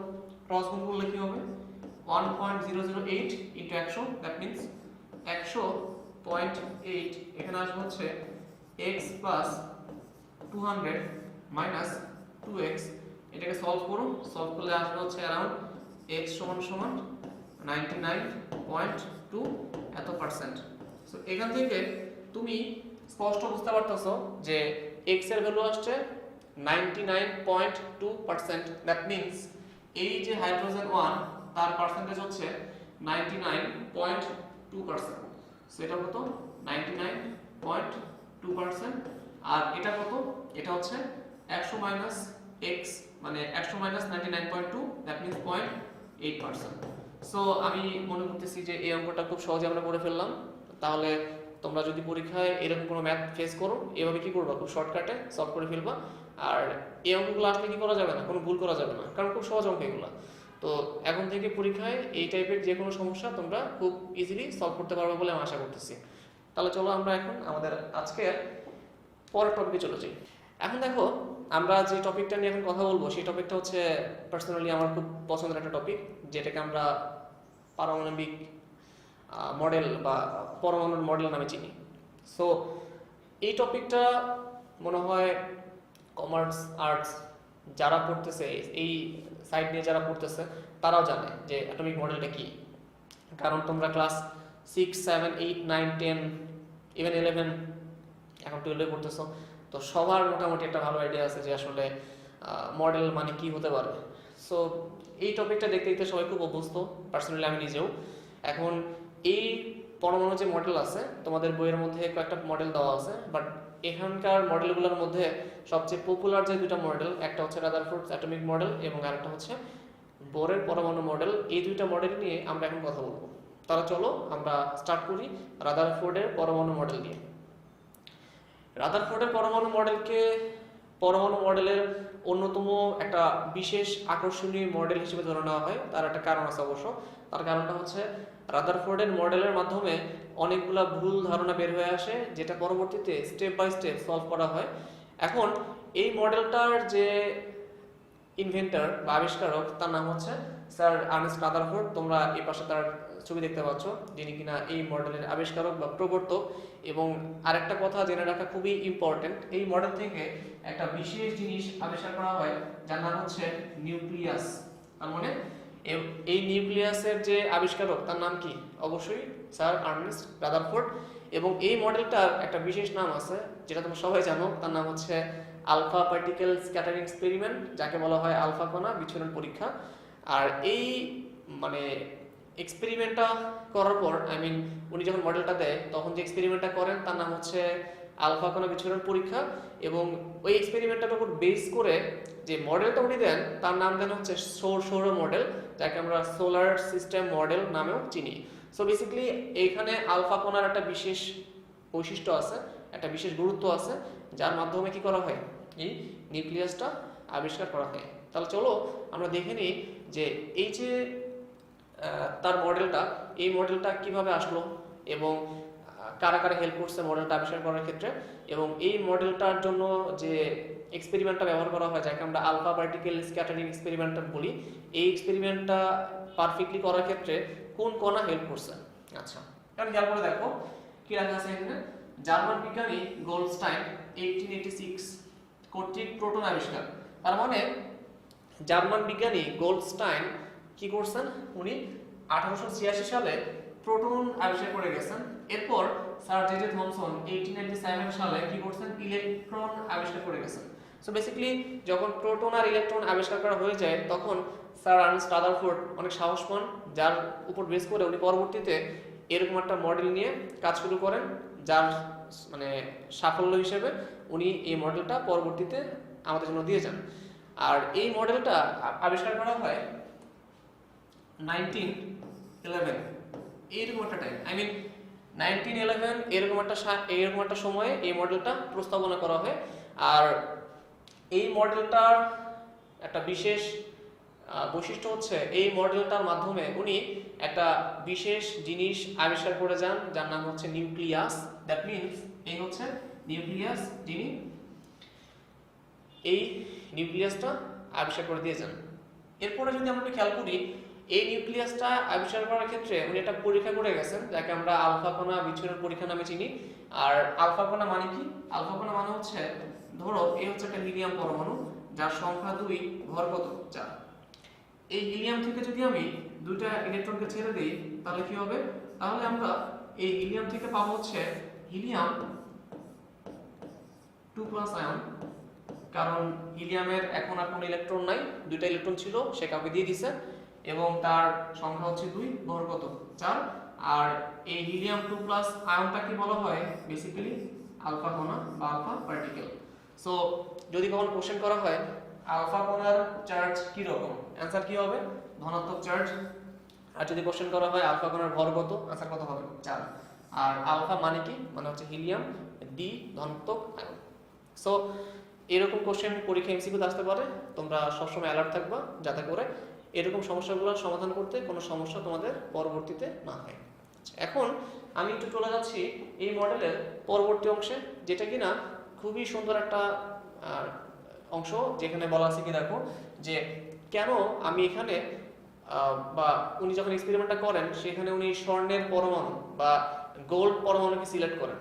তো তোমরা অলরেডি জানো যে উনি যে এক্সপেরিমেন্টটা করেন সেখানে উনি একটা বিশেষ স্ট্রাকচার ফলো করেন, কিছু ইকুইপমেন্ট নেন, যার মধ্যে কোনো একটা জায়গায় উনি এই গোল্ডের স্বর্ণপাত নেয় বা গোল্ডের থিন প্লেট নেয়। সো দ্য কোশ্চেন ইজ যে কেন উনি স্বর্ণের পরমাণু নিলেন, তার কারণটা অ্যাকচুয়ালি কি? এখানে তো অন্য কোনো পরমাণু নেওয়া যেত, তাহলে ওগুলা রেখে কেন উনি স্বর্ণের পরমাণু নিয়েছেন? তার কারণটা একটু বুঝে দিচ্ছি আমি। দেখো, স্বর্ণের পরমাণুর পারমাণবিক ভর সংখ্যা অনেক বেশি, এই কারণে উনি যে থিন গোল্ড প্লেটটা নিচ্ছেন সেখানে দেখা যায় বেসিক্যালি যদি আমি এখানে কার্বন বা অন্য কোনো কম ভারী পরমাণু নিতাম সেখানে কিন্তু অল্প একটু জায়গার মধ্যে অনেকগুলো পরমাণু হয়ে যেত, কিন্তু স্বর্ণের পরমাণুর যে পারমাণবিক ভর সেই ভরটা বেশি বড় হওয়ার কারণে দেখা যায় সেখানে অ্যারাউন্ড 1000 অ্যাটম থাকে। সো 1000 অ্যাটম যদি থাকে, এই 1000 অ্যাটমের যে রেজাল্ট বা ভ্যালুটা সেটা কিন্তু কি পরমাণুর সংখ্যা খুবই কম। কারণ যদি এখানে 1000-এর জায়গায় 10,000, 1 লক্ষ বা 2 লক্ষ পরমাণু থাকতো তাহলে কিন্তু এক্সপেরিমেন্টটা অবজার্ভ করে সেখান থেকে ফাইনাল রেজাল্টটা বের করা একটু কষ্ট হয়ে যেত। আর যেহেতু এখানে গোল্ডের পারমাণবিক ভর বেশি, এই কারণে সেখানে পরমাণুর সংখ্যা হয় কম। সো এখানে এক্সপেরিমেন্টের রেজাল্টটা বের করতে কি হয়, কম্পারেটিভলি ইজি হয়। দ্যাটস ওয়াই আমি এখানে দেখতে পাচ্ছি যে স্যার রাদারফোর্ড কি করছেন, স্যার রাদারফোর্ড এখানে তার এক্সপেরিমেন্টের সুবিধার জন্য এখানে গোল্ডের পরমাণু ব্যবহার করে গেছেন। তো তোমাদের যদি পরীক্ষায় কখনো এই টাইপের কোশ্চেন চলে আসে, তোমরা কি করবো, ঠান্ডা মাথায় এভাবে অ্যান্সার করে চলে আসবে। এখন আমরা একটু যাই হচ্ছে এক্সপেরিমেন্টাল সেটআপ, আই মিন উনি যে পরীক্ষাটা করেন সেটা কেমন ছিল। উনি একটা লেডার ব্লক থেকে একটা পাশ থেকে এভাবে উনি হচ্ছে আলফারে নিক্ষেপ করেন। সেই হচ্ছে আলফার সোর্স লেড ব্লক, এখান থেকে আলফারে আসতেছে। এবং একটা কথা খেয়াল রাখবা যে আলফারে যখন এই স্বর্ণের পাতের উপর এসে পড়ে তখন টোটাল 3টা ঘটনা ঘটতে পারে। সো এইখানে আলফা রশ্মি কি করতেছে, এই স্বর্ণপাতের একটা পরমাণুর উপর পড়লে ওই পরমাণুটার ক্ষেত্রে কি কি ঘটতে পারে তাকে আমি এখানে জুম করে দেখাচ্ছি। এখন দেখো কি হইছে, এই হচ্ছে আলফারে যা কিনা এই একটা পরমাণুর উপর এসে পড়তেছে। তুমি দেখতে পাচ্ছ কিছু আলফারে একদম স্ট্রেট সোজা বের হয়ে চলে যাচ্ছে, সোজা বের হয়ে চলে যাচ্ছে। এরপর কিছু আলফারে কি করতেছে দেখো, স্লাইডলি বেঁকে যাচ্ছে, এই যে স্লাইডলি বেঁকে গেছে। এবং কিছু আলফারে একদম উল্টা পথে ব্যাক করে চলে আসছে। সো গ্যাসে হচ্ছে সোজা বাট উল্টা ব্যাক করে চলে আসছে। দ্যাট মিন্স এখানে টোটাল 3টা টাইপের ঘটনা ঘটতেছে। একটা স্মুথলি চলে যাচ্ছে, একটা হালকা বেঁকে যাচ্ছে, এবং আরেকটা কি উল্টা পথে বেঁকে চলে আসতেছে। তাহলে এই ঘটনাটা ঘটার কারণ হচ্ছে আমরা কি জানি যে পজিটিভ চার্জ আর পজিটিভ চার্জ বিকর্ষণ করে, নেগেটিভ চার্জ একে অপরকে বিকর্ষণ করে, plus minus I mean opposite charge আকর্ষণ করে, মাইনাস প্লাস আকর্ষণ করে। সো এখানে যেহেতু বিকর্ষণের একটা ব্যাপার দেখা যাচ্ছে কারণ অপোজিট রাস্তায় ফিরে আসছে বা হালকা বেঁকে গেছে, দ্যাট মিন্স আলফা কণা যেহেতু পজিটিভ চার্জ, সো এখান থেকে স্পষ্ট বলা যাচ্ছে পরমাণুটার কেন্দ্রে এমন কিছু একটা ছিল যেটা কিনা পজিটিভ চার্জ, যার সাথে বিকর্ষিত হয়ে আলফা রশ্মি হালকা বেঁকে গেছে। এখান থেকে এই মাঝখানে যে পজিটিভ চার্জ যুক্ত অংশটা আছে তার নাম দেওয়া হয় নিউক্লিয়াস, এবং যার আকৃতি একটা পরমাণুর তুলনায় খুবই ক্ষুদ্র। এবং আমরা আরেকটা কথা খেয়াল রাখবো যে এখানে দেখো আলফা রশ্মি কি করতেছে, একটা আলফা রশ্মি একদম অপোজিট রোডে ব্যাক করে চলে আসতেছে। সো বেসিক্যালি অপোজিট রোডে ব্যাক করে চলে আসার যে রিজন বা কারণ সেটা কি হতে পারে, সেটা হওয়ার মেন কারণ হচ্ছে আলফা রশ্মি একটা ধনাত্মক চার্জযুক্ত কণা, আবার নিউক্লিয়াসের যে অংশটা আছে সেটাও একটা ধনাত্মক চার্জযুক্ত অংশ। তাহলে এটা ধনাত্মক, কিন্তু এই আলফা রশ্মি নিউক্লিয়াসের সাথে বাধা পেয়ে অপোজিট রাস্তায় চলে আসতেছে। দ্যাট মিন্স আলফা রশ্মি অবশ্যই এই নিউক্লিয়াসের তুলনায় অনেক অনেক হালকা, এই কারণে সে উল্টা রাস্তায় ব্যাক করে চলে আসছে। আচ্ছা, এরকম উল্টা পথে ব্যাক করে কয়টা চলে আসে এখানে বলা আছে দেখো, উল্টা পথে অ্যারাউন্ড 20,000-এর মধ্যে একটা। সো এই 20,000-এর মধ্যে মাত্র একটা অপোজিট রোডে ব্যাক করে চলে আসে। এই সংখ্যাটা কিন্তু খুবই ইম্পর্টেন্ট। আচ্ছা, তাহলে তোমরা এখান থেকে কি করবা, এখান থেকে তোমরা মাথায় রাখবা যে কয়টা অপোজিট রাস্তা ব্যাক করে চলে আসে, কেন্দ্রে কি থাকে, এবং তারা কেন হালকা বিকশিত হয়ে স্লাইডলি বেঁকে যায়। তো আশা করছি এই মডেলটা নিয়ে তোমাদের মধ্যে কোনো ধরনের সমস্যা নেই। এখন আমরা রাদারফোর্ড মডেলের সীমাবদ্ধতায় চলে যাব।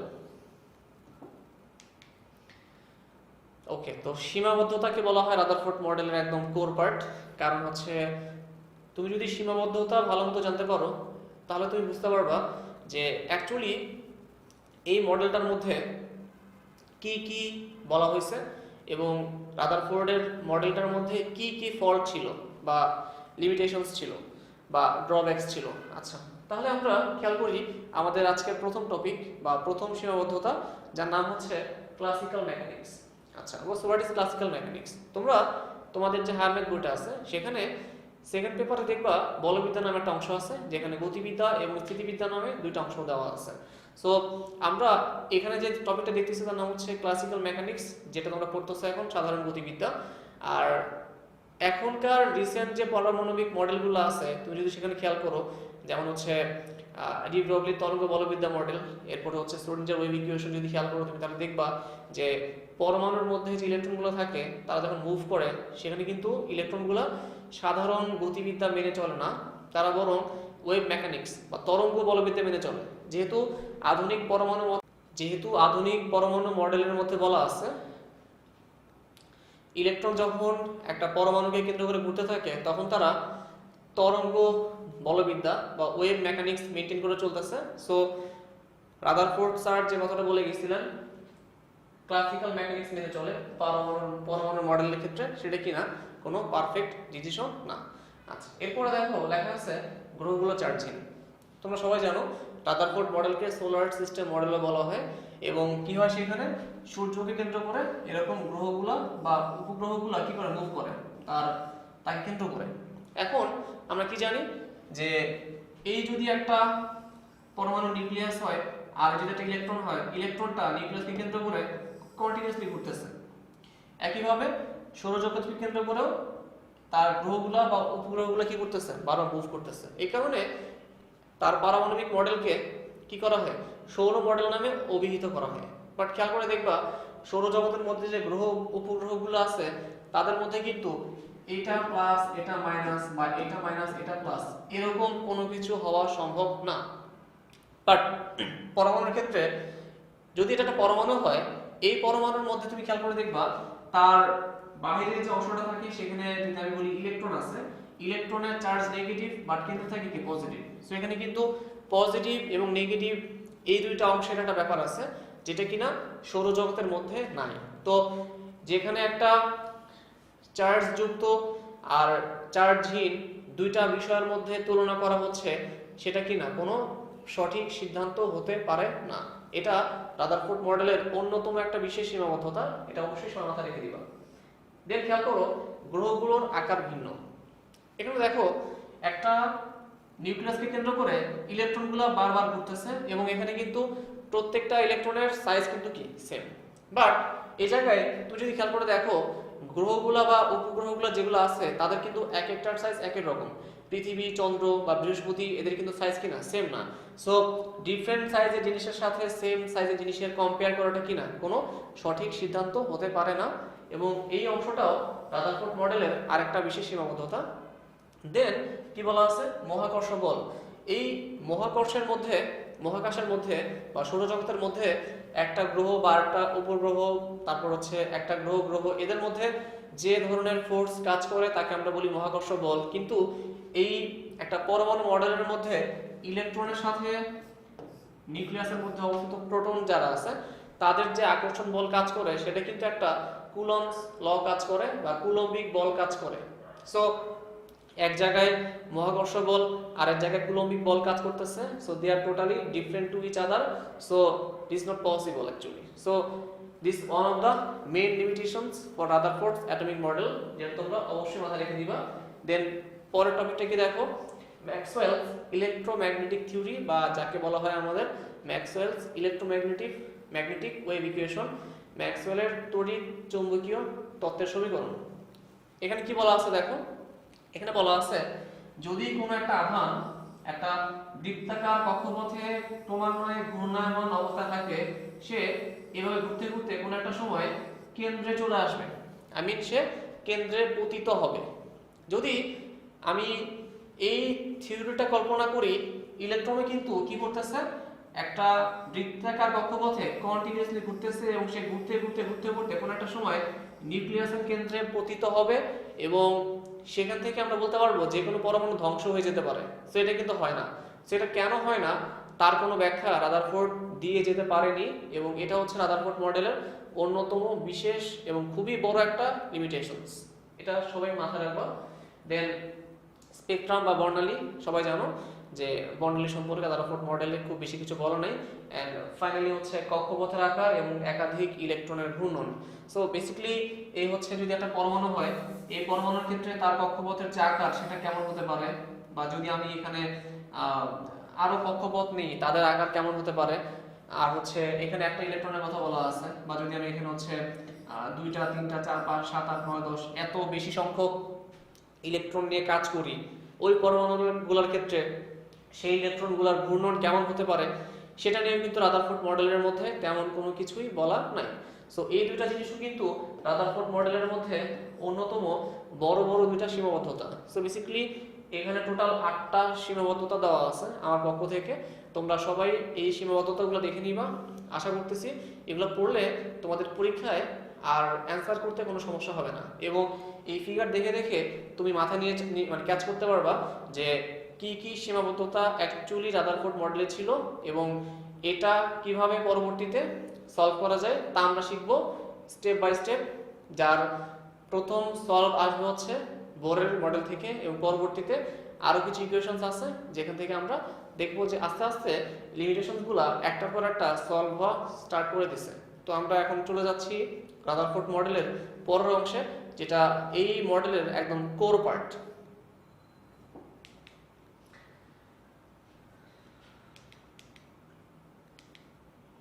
ওকে, এই পার্টটার নাম হচ্ছে পরমাণু এবং নিউক্লিয়াসের ব্যাস এবং আকারের তুলনা। আচ্ছা, আমরা একটু আগে দেখে আসলাম রাদারফোর্ড তার পরমাণু মডেলের মধ্যে নিউক্লিয়াস আবিষ্কার করে গেছেন। এখন দেখব যে একটা নিউক্লিয়াস এবং একটা পরমাণুর যে ব্যাস, তাদের মধ্যে কি সম্পর্ক থাকতে পারে, কোনটা বড় কোনটা ছোট। অবশ্যই পরমাণু বড় হবে। আর একটা পরমাণুর আকার এবং একটা নিউক্লিয়াসের আকারের মধ্যে কার আকার বড় কার আকার ছোট, বা কত গুণ বড় কত গুণ ছোট, তা আমরা এই দুইটা তুলনার মাধ্যমে বের করতে পারবো। আচ্ছা, ফার্স্টে আমরা ব্যাসের তুলনা করব, দেন আমরা আকারের তুলনা করব। তো ফার্স্টে ব্যাসের তুলনা করি। আচ্ছা, এখানে খেয়াল করো, রাদারফোর্ড তার মডেল যখন দিয়ে যান তখন সে বলে গেছেন যে ডায়ামিটার অফ অ্যাটম, মানে একটা পরমাণুর যে ব্যাস সেটা হচ্ছে 10 মিটার, এবং ডায়ামিটার অফ নিউক্লিয়াস 10 মিটার। তো আমরা দুটো দেখলাম। এখন একটু খেয়াল করো, ডায়ামিটার অফ অ্যাটম তার মানে diameter of atom divided by diameter of nucleus. আমরা যখন দুইটা জিনিসের মধ্যে তুলনা করতে যাই তখন আমরা একটাকে দিয়ে আরেকটাকে ভাগ করি। তাহলে কোনটা দিয়ে ভাগ করব? বড়টা বাই ছোটটা। আচ্ছা, এখন পরমাণুর যে ব্যাস সেটা কত? 10 আর নিউক্লিয়াসের ব্যাস কত? 10 এখন যদি আমি এটাকে উপরে উঠে দিই তাহলে কত আসবে? 10 প্লাস 15। সো এটা মানে হচ্ছে 10⁵, আর এখানে কি লেখা যায়? লেখা যায় হচ্ছে ডায়ামিটার অফ অ্যাটম সমান সমান 10⁵ into diameter of nucleus. So এখান থেকে আমরা কি বলতে পারবো? এখান থেকে আমরা বলতে পারবো যে ডায়ামিটার অফ অ্যাটম সমান সমান 10⁵ ইনটু ডায়ামিটার অফ নিউক্লিয়াস। আচ্ছা, তার মানে একটা নিউক্লিয়াসের ব্যাসের সাথে 10⁵ দিয়ে গুণ করলে একটা পরমাণুর ব্যাসের সমান ভ্যালু পাওয়া যায়। এটাকে দুইভাবে রিপ্রেজেন্ট করা যায়। একটা উপায় হচ্ছে একটা পরমাণুর যে ব্যাস, এই পরমাণুর ব্যাস একটা নিউক্লিয়াসের ব্যাসের তুলনায় 10⁵ মানে হচ্ছে 1 লক্ষ। তার মানে পরমাণুর ব্যাস নিউক্লিয়াসের ব্যাসের তুলনায় 1 লক্ষ গুণ বড়, অথবা নিউক্লিয়াসের ব্যাস পরমাণুর ব্যাসের তুলনায় 1 লক্ষ গুণ ছোট। দুইভাবে তাকে রিপ্রেজেন্ট করা যায়। এখন আমরা দেখব যে তাদের মধ্যে যে আকারের তুলনা এটা আবার কেমন হতে পারে। খেয়াল করো, এখানে আমরা দেখতে পারতেছি যে এই হচ্ছে, ধরে নিই আমরা একটা হচ্ছে আকার। তো আকার মানে কি? ভলিউম। আচ্ছা, ভলিউম ক্ষেত্রে খেয়াল করি, volume of atom divided by volume of nucleus. আচ্ছা, এখন দেখো, এই হচ্ছে একটা পরমাণু, এই হচ্ছে একটা নিউক্লিয়াস। আমরা জানি পরমাণু এবং নিউক্লিয়াস হচ্ছে উভয়ই একটা গোলক আকৃতির শেপ, আর গোলকের আয়তন কত? 4/3 পাই আর কিউব। তো আমরা এখানে বসাই দিই ভ্যালুগুলো। কি আসতেছে? 4/3 পাই আর কিউব, এটা হচ্ছে অ্যাটমের ক্ষেত্রে। আর এখানে কি? 4/3 পাই আর নিউক্লিয়াস কিউব। এই জায়গা থেকে আমরা এই 4/3 কাটাকাটি করতে পারি, পাই বাই কাটাকাটি করতে পারি। তাহলে কি থাকে? থাকে হচ্ছে আর এ তার উপর কিউব, মানে অ্যাটমের রেডিয়াস তার উপর কিউব। তাহলে ব্যাসার্ধ মানে কত? ডায়ামিটার অফ অ্যাটম বাই 2, মানে ব্যাসের অর্ধেক, আর পাওয়ার হবে কত? কিউব, ইনটু নিচেরটাকে উপরে উঠে দিই, তাহলে 2 বাই ডায়ামিটার অফ নিউক্লিয়াস, তার উপর পাওয়ার কত আসবে? কিউব। এখান থেকে আমরা 2⁵ আর 2⁵ কাটাকাটি করতে পারি। সো এই 2⁵ কাটা, উপর কি আছে তাহলে? ডায়ামিটার অফ অ্যাটম 2⁵, মানে পরমাণুর ব্যাস তার উপর কিউব। পরমাণুর ব্যাস কত? 10⁻10 তার উপর কিউব, তাহলে কত আসবে? 10⁻30। আর নিচে কত আসবে? নিউক্লিয়াসের ডায়ামিটার তার উপর কিউব, এটা কত? 10⁻15, তাহলে আসবে হচ্ছে 10⁻15 ইনটু 3, তার মানে 10⁻45। তাহলে উপরে পাওয়ার কত? 10⁻30, নিচে কত? 10⁻45। নিচেরটা উপরে উঠে দাও, তাহলে ফাইনালি আসবে হচ্ছে 10⁻30 প্লাস 45 তাহলে কত আসতেছে ফাইনালি?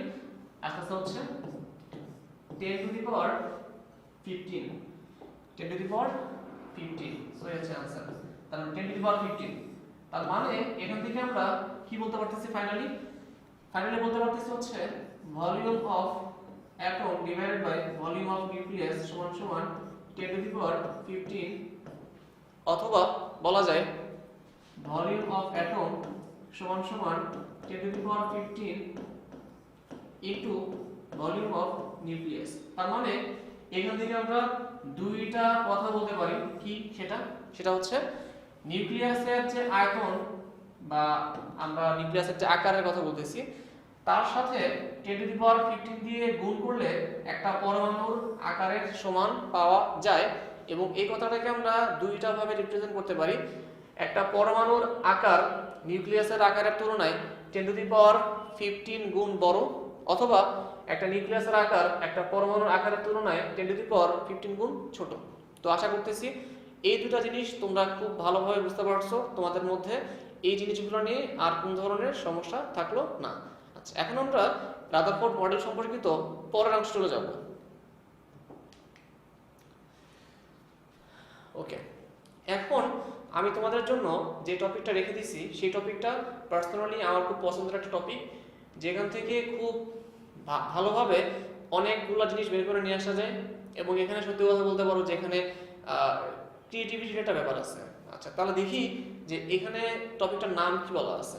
টপিকটার নাম হচ্ছে নিউক্লিয়ার রেডিয়াস, যাকে আমরা নিউক্লিয়াসের ব্যাসার্ধ নামে চিনি। আচ্ছা, এখানে নিউক্লিয়াসের ব্যাসার্ধের কথা কেন বলা হয়েছে, এখানে আমরা একটা ফর্মুলা দাঁড় করাবো, যেই ফর্মুলার মাধ্যমে পরবর্তীতে আমরা একটা পরমাণুর পারমাণবিক ভর সংখ্যার মাধ্যমে কিভাবে তার ব্যাসার্ধ নির্ণয় করা যায় তা আমরা দেখব। তার আগে আমরা দেখে নিই যে এই টপিকটার যে সূত্রটা আমরা দাঁড় করাবো সেই সূত্রটা কিভাবে বের করা সম্ভব। খেয়াল করে দেখো, এটা একটা হাইড্রোজেন পরমাণু আর এটা একটা হিলিয়াম পরমাণু। দেখতে পাচ্ছ এই হাইড্রোজেন পরমাণুটার পারমাণবিক সংখ্যা 1, কারণ তার প্রোটন আছে একটা, আর তার পারমাণবিক ভর সংখ্যা কত? 1, কারণ তার কি নাই, কোনো নিউট্রন নাই। আচ্ছা, এখন এটা হচ্ছে হাইড্রোজেন পরমাণু আর এটা হিলিয়াম পরমাণু, যার সংখ্যা হচ্ছে 2, ভর কত? 4। আমরা যদি একটু ঠান্ডা মাথায় খেয়াল করি, এই হিলিয়াম আর এই হাইড্রোজেন উভয়ের মধ্যে হাইড্রোজেন পরমাণুতে মাত্র একটা প্রোটন আছে আর হিলিয়াম পরমাণুতে প্রোটন আছে 2টা আর নিউট্রনও আছে 2টা। দ্যাট মিন্স এখানে হাইড্রোজেনের যে নিউক্লিয়াসের যে সাইজ আর হিলিয়ামের যে নিউক্লিয়াসের সাইজ, উভয়ের মধ্যে হিলিয়ামের নিউক্লিয়াসের যে আয়তন বা নিউক্লিয়াসের যে সাইজ সেটা কি অবশ্যই বড় হবে। দেখতে এটা বড় মনে হলো, এখানে প্রোটনটা একটু বড় করে দেওয়া আছে, বোঝানো আছে জাস্ট সিম্পলি, আর কিছুই না। সো এখানে প্রোটন একটা, এখানে 2টার সাথে নিউট্রনও আছে, অবশ্যই এই অংশটার নিউক্লিয়াস অনেক ভারী হবে। তার মানে এখান থেকে তুমি বুঝতে পারতেছো যে অংশটার পারমাণবিক ভর সংখ্যা যত বেশি, সেই অংশটার মানে সেই পরমাণুটার নিউক্লিয়াসের আকার তত বেশি হবে। তার মানে আমি যদি খেয়াল করি যে একটা পরমাণুর ক্ষেত্রে তার নিউক্লিয়াসের ক্ষেত্রে যদি তার আয়তন চিন্তা করি, আমি নিউক্লিয়াসের আয়তন চিন্তা করার ক্ষেত্রে আমি দেখব যার পারমাণবিক ভর সংখ্যা যত বেশি হবে তার নিউক্লিয়াসের আয়তন তত বড় হবে। তাহলে কি দেখতে পারি আমি, নিউক্লিয়াসের আয়তন সমানুপাতিক a মানে বোঝানো হচ্ছে এখানে মাস অফ অ্যাটম। তার মানে পরমাণুর ভর, আর আমরা সবাই জানি একটা পরমাণুর ভর কই থাকে? নিউক্লিয়াসের মধ্যেই থাকে। আচ্ছা, এবার আমি যদি খেয়াল করি এখানে v সমানুপাতিক a, এখানে v মানে কি? v মানে হচ্ছে আয়তন। কার আয়তন এটা? এটা হচ্ছে নিউক্লিয়াসের আয়তন। তাহলে আমরা কি জানি নিউক্লিয়াসের আয়তন কি? যেহেতু গোলক, তো কি লেখা যায়? 4/3 আর হচ্ছে পাই আর কিউ সমানুপাতিক কি লেখা যায়? a। আচ্ছা, এখন এখান থেকে কি লেখা যায়? লেখা যায় হচ্ছে r কিউ 4/3 পাই ধ্রুবক সমানুপাতিক কি লেখা যায়? a। এবং এখান থেকে লেখা যায় হচ্ছে r কিউ, সরি এটা না লিখে ফেলি ফর্মুলাটা, লেখা যায় হচ্ছে r সমানুপাতিক a টু দি পাওয়ার 1/3, আর সমানুপাতিক উঠে গেলে একটা ধ্রুবক আসবে এবং সেটা হবে হচ্ছে r সমান সমান r nought into a to the power 1/3। আর এই জায়গায় আমরা দেখলাম যে এই হচ্ছে আমাদের আজকের ফর্মুলা, যেখানে আমরা কি দেখতেছি? যেখানে আমরা দেখতেছি আর মানে হচ্ছে নিউক্লিয়াসের ব্যাসার্ধ, তারপর এ মানে কি, এ মানে হচ্ছে ওই পরমাণুটার মানে যে পরমাণুটার নিউক্লিয়াসের ব্যাসার্ধ আমি বের করতেছি তার পারমাণবিক ভর সংখ্যা। আর এখানে আরেকটা ছোট টপিক দেওয়া আছে যার নাম হচ্ছে আর নট। এই আর নট কে বলা হয় আনুপাতিক সহগ, যার ভ্যালু হয় হচ্ছে 1.2 ফার্মি থেকে 1.5 ফার্মি পর্যন্ত। এখন একটু বলি ফার্মি মানে কি। ফার্মি মানে সিম্পলি একটা একক, তোমরা সবাই ন্যানোমিটার পড়ছো, আর্মস্ট্রং মিটার পড়ছো, পিটোমিটার পড়ছো, এখন পড়বা ফার্মি মিটার। আর খেয়াল রাখবা 1 ফার্মি মিটার মানে হচ্ছে 10⁻15 এত মিটার।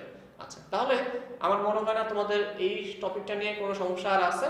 আর যখন ম্যাথ করতে যাবা বেসিক্যালি তোমরা এই 1.2 ফার্মিকেই স্ট্যান্ডার্ড ভ্যালু হিসেবে ধরে নিবা। এখন একটা ম্যাথ দেখি আমরা, calculate nuclear radius of aluminium 27 atom. তার মানে অ্যালুমিনিয়াম 27 এই যে পরমাণুটা আছে এই পরমাণুটার নিউক্লিয়ার রেডিয়াস বা নিউক্লিয়াসের ব্যাসার্ধ তোমাকে এখন বের করতে হবে। তাহলে এখন ফর্মুলাটা কি, ফর্মুলাটা হচ্ছে r সমান সমান লিখতে পারি r nought into a to the power 1/3। এটা আমাদের বেসিক ফর্মুলা। এখন এই ফর্মুলার মধ্যে কি লেখা যায় দেখো, লেখা যায় r সমান সমান r নট মানে কত 1.2 ফার্মি। আর এই ফার্মিকে যদি আমি মিটারে কনভার্ট করি কি করব, আমি 10⁻15 দিয়ে মাল্টিপ্লাই করব। তাহলে 1.2 ইনটু 10⁻15 এত মিটার। আর তার সাথে a টু দি পাওয়ার 1/3। এ মানে কি, এ মানে হচ্ছে অ্যালুমিনিয়ামের পারমাণবিক ভর সংখ্যা যেটার ভ্যালু দেওয়া আছে কত, সেটা 27। সো ইনটু কি লেখা যাবে 27 টু দি পাওয়ার 1/3 এবং এটা মানে কত 3। সো এখানে কি আসছে 3 ইনটু 1.2 মানে 3.6 ইনটু 10 টু দি পাওয়ার 15 এত মিটার। এবং এই হচ্ছে আজকের আর এর ভ্যালু।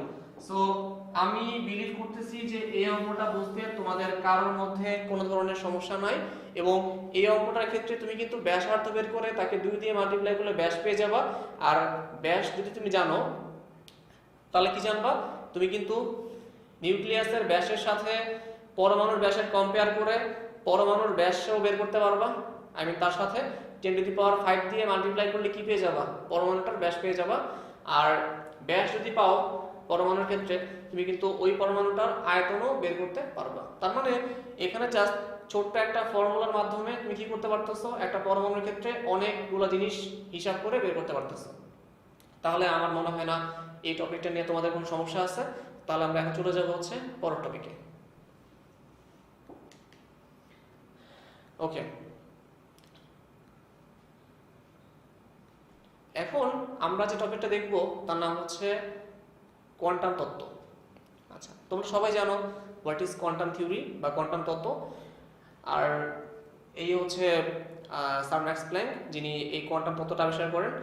আর আমরা সবাই জানি যে কোয়ান্টাম হচ্ছে একটা ল্যাটিন শব্দ যেটার ভ্যালু মানে নাম হচ্ছে হাউ মাচ বা কতটুকু, মানে এই কোয়ান্টামের অর্থ। সো হাউ মাচ বা কতটুকু এটা হচ্ছে কোয়ান্টামের অর্থ। আর এটা একটা ল্যাটিন ওয়ার্ড, এটা সবাই খেয়াল রাখবা। আর এই তত্ত্বটা বেসিক্যালি হচ্ছে 1901 এরকম একটা সালে প্রবর্তন করা হয়।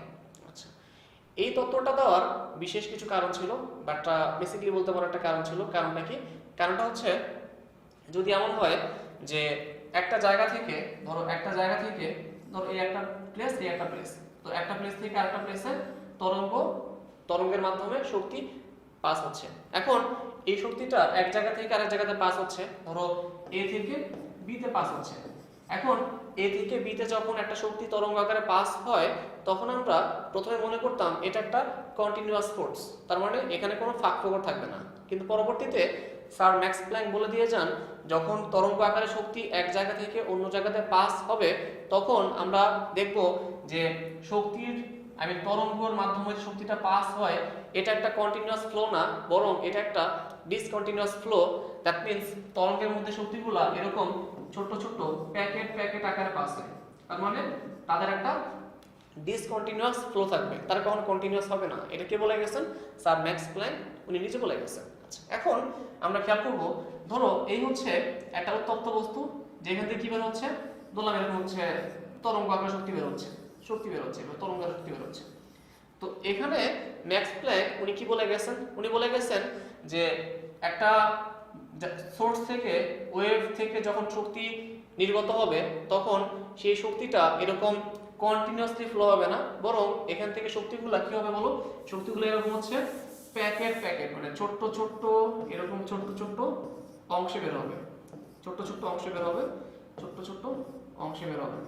আচ্ছা, এবং আমি এখানে একটা কথা বলে রাখি, এই যে ছোট অংশ এরকম প্রত্যেকটা ছোট অংশকে বলা হয় কোয়ান্টাম। কোয়ান্টাম এবং কোয়ান্টাম হচ্ছে একটা একবচন শব্দ, আর অনেকগুলো কোয়ান্টামকে একসাথে বলা হয় কোয়ান্টা। কোয়ান্টাম। আর যদি আমি এখানে কোয়ান্টামকে দৃশ্যমান আলোর ক্ষেত্রে চিন্তা করি, তখন দৃশ্যমান আলোর ক্ষেত্রে একটা কোয়ান্টামকে বলা হয় ফোটন আর বহুবচনে বলা হয় ফোটন সমূহ। তাহলে কি বললাম, কোয়ান্টাম একবচন, কোয়ান্টাম বহুবচন, আর দৃশ্যমান আলোর ক্ষেত্রে কোয়ান্টামকে বলা হয় কি ফোটন, ফোটন সরি। আচ্ছা, এখানে আরেকটা কথা খুবই ইম্পর্টেন্ট, সেটা হচ্ছে উনি একটা কথা বলে গেছেন যে এখানে ধরো বিভিন্ন তরঙ্গ দৈর্ঘ্যের বা বিভিন্ন কম্পাঙ্কের তরঙ্গের মধ্যে দিয়ে শক্তি কনভার্ট হতে পারে বা শক্তি পাস হতে পারে। এখন কোন ধরনের তরঙ্গের মধ্যে কি ধরনের শক্তি জমা হয়ে থাকবে সেটা কিন্তু আমরা বেসিক্যালি জানি না। তো এটা নিয়ে উনি একটা মতবাদ দিয়ে গেছেন, সেটা হচ্ছে ওই তরঙ্গের উপর ডিপেন্ড করবে, ওই তরঙ্গের কার উপর ডিপেন্ড করবে, ওই তরঙ্গের কম্পাঙ্কের উপর ডিপেন্ড করবে ওই তরঙ্গের মধ্যে যে কোয়ান্টামগুলো বের হচ্ছে বা ওই তরঙ্গের মধ্যে যে কোয়ান্টামগুলো আছে তার মধ্যে কি পরিমাণ শক্তি জমা হয়ে আছে। এবং সেটা হচ্ছে একটা তরঙ্গের একটা কোয়ান্টামের মধ্যে যে পরিমাণ শক্তি জমা থাকবে তার ভ্যালুটা কার সমানুপাতিক, ওই তরঙ্গের কম্পাঙ্কের সমানুপাতিক। দ্যাট মিন্স এই শক্তিটার ভ্যালু ওই তরঙ্গের কম্পাঙ্ক, যার মানে বলি কি নিউ, এই নিউ এর সমানুপাতিক। এখানে ই মানে কি, ই মানে হচ্ছে এনার্জি, ই মানে হচ্ছে এনার্জি, আর নিউ মানে কি কম্পাঙ্ক বা ফ্রিকোয়েন্সি, ফ্রিকোয়েন্সি।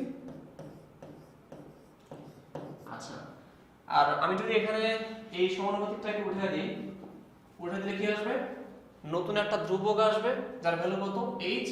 তো কি লেখা যাবে, e সমান সমান h ইনটু নিউ। তাহলে কি আসবে h নিউ, আর h কে বলা হয় প্ল্যাঙ্কস কনস্ট্যান্ট বা প্ল্যাঙ্কের ধ্রুবক, যার ভ্যালু হচ্ছে 6.626 ইনটু 10 ইনভার্স 34 জুল সেকেন্ড।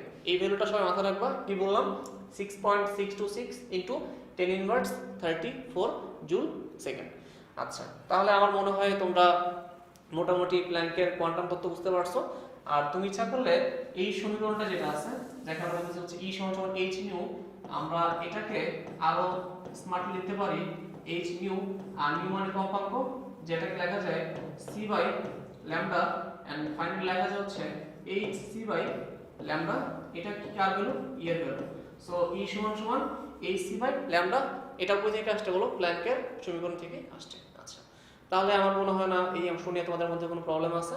তাহলে আমরা চলে যাই আজকের পরের অংশে।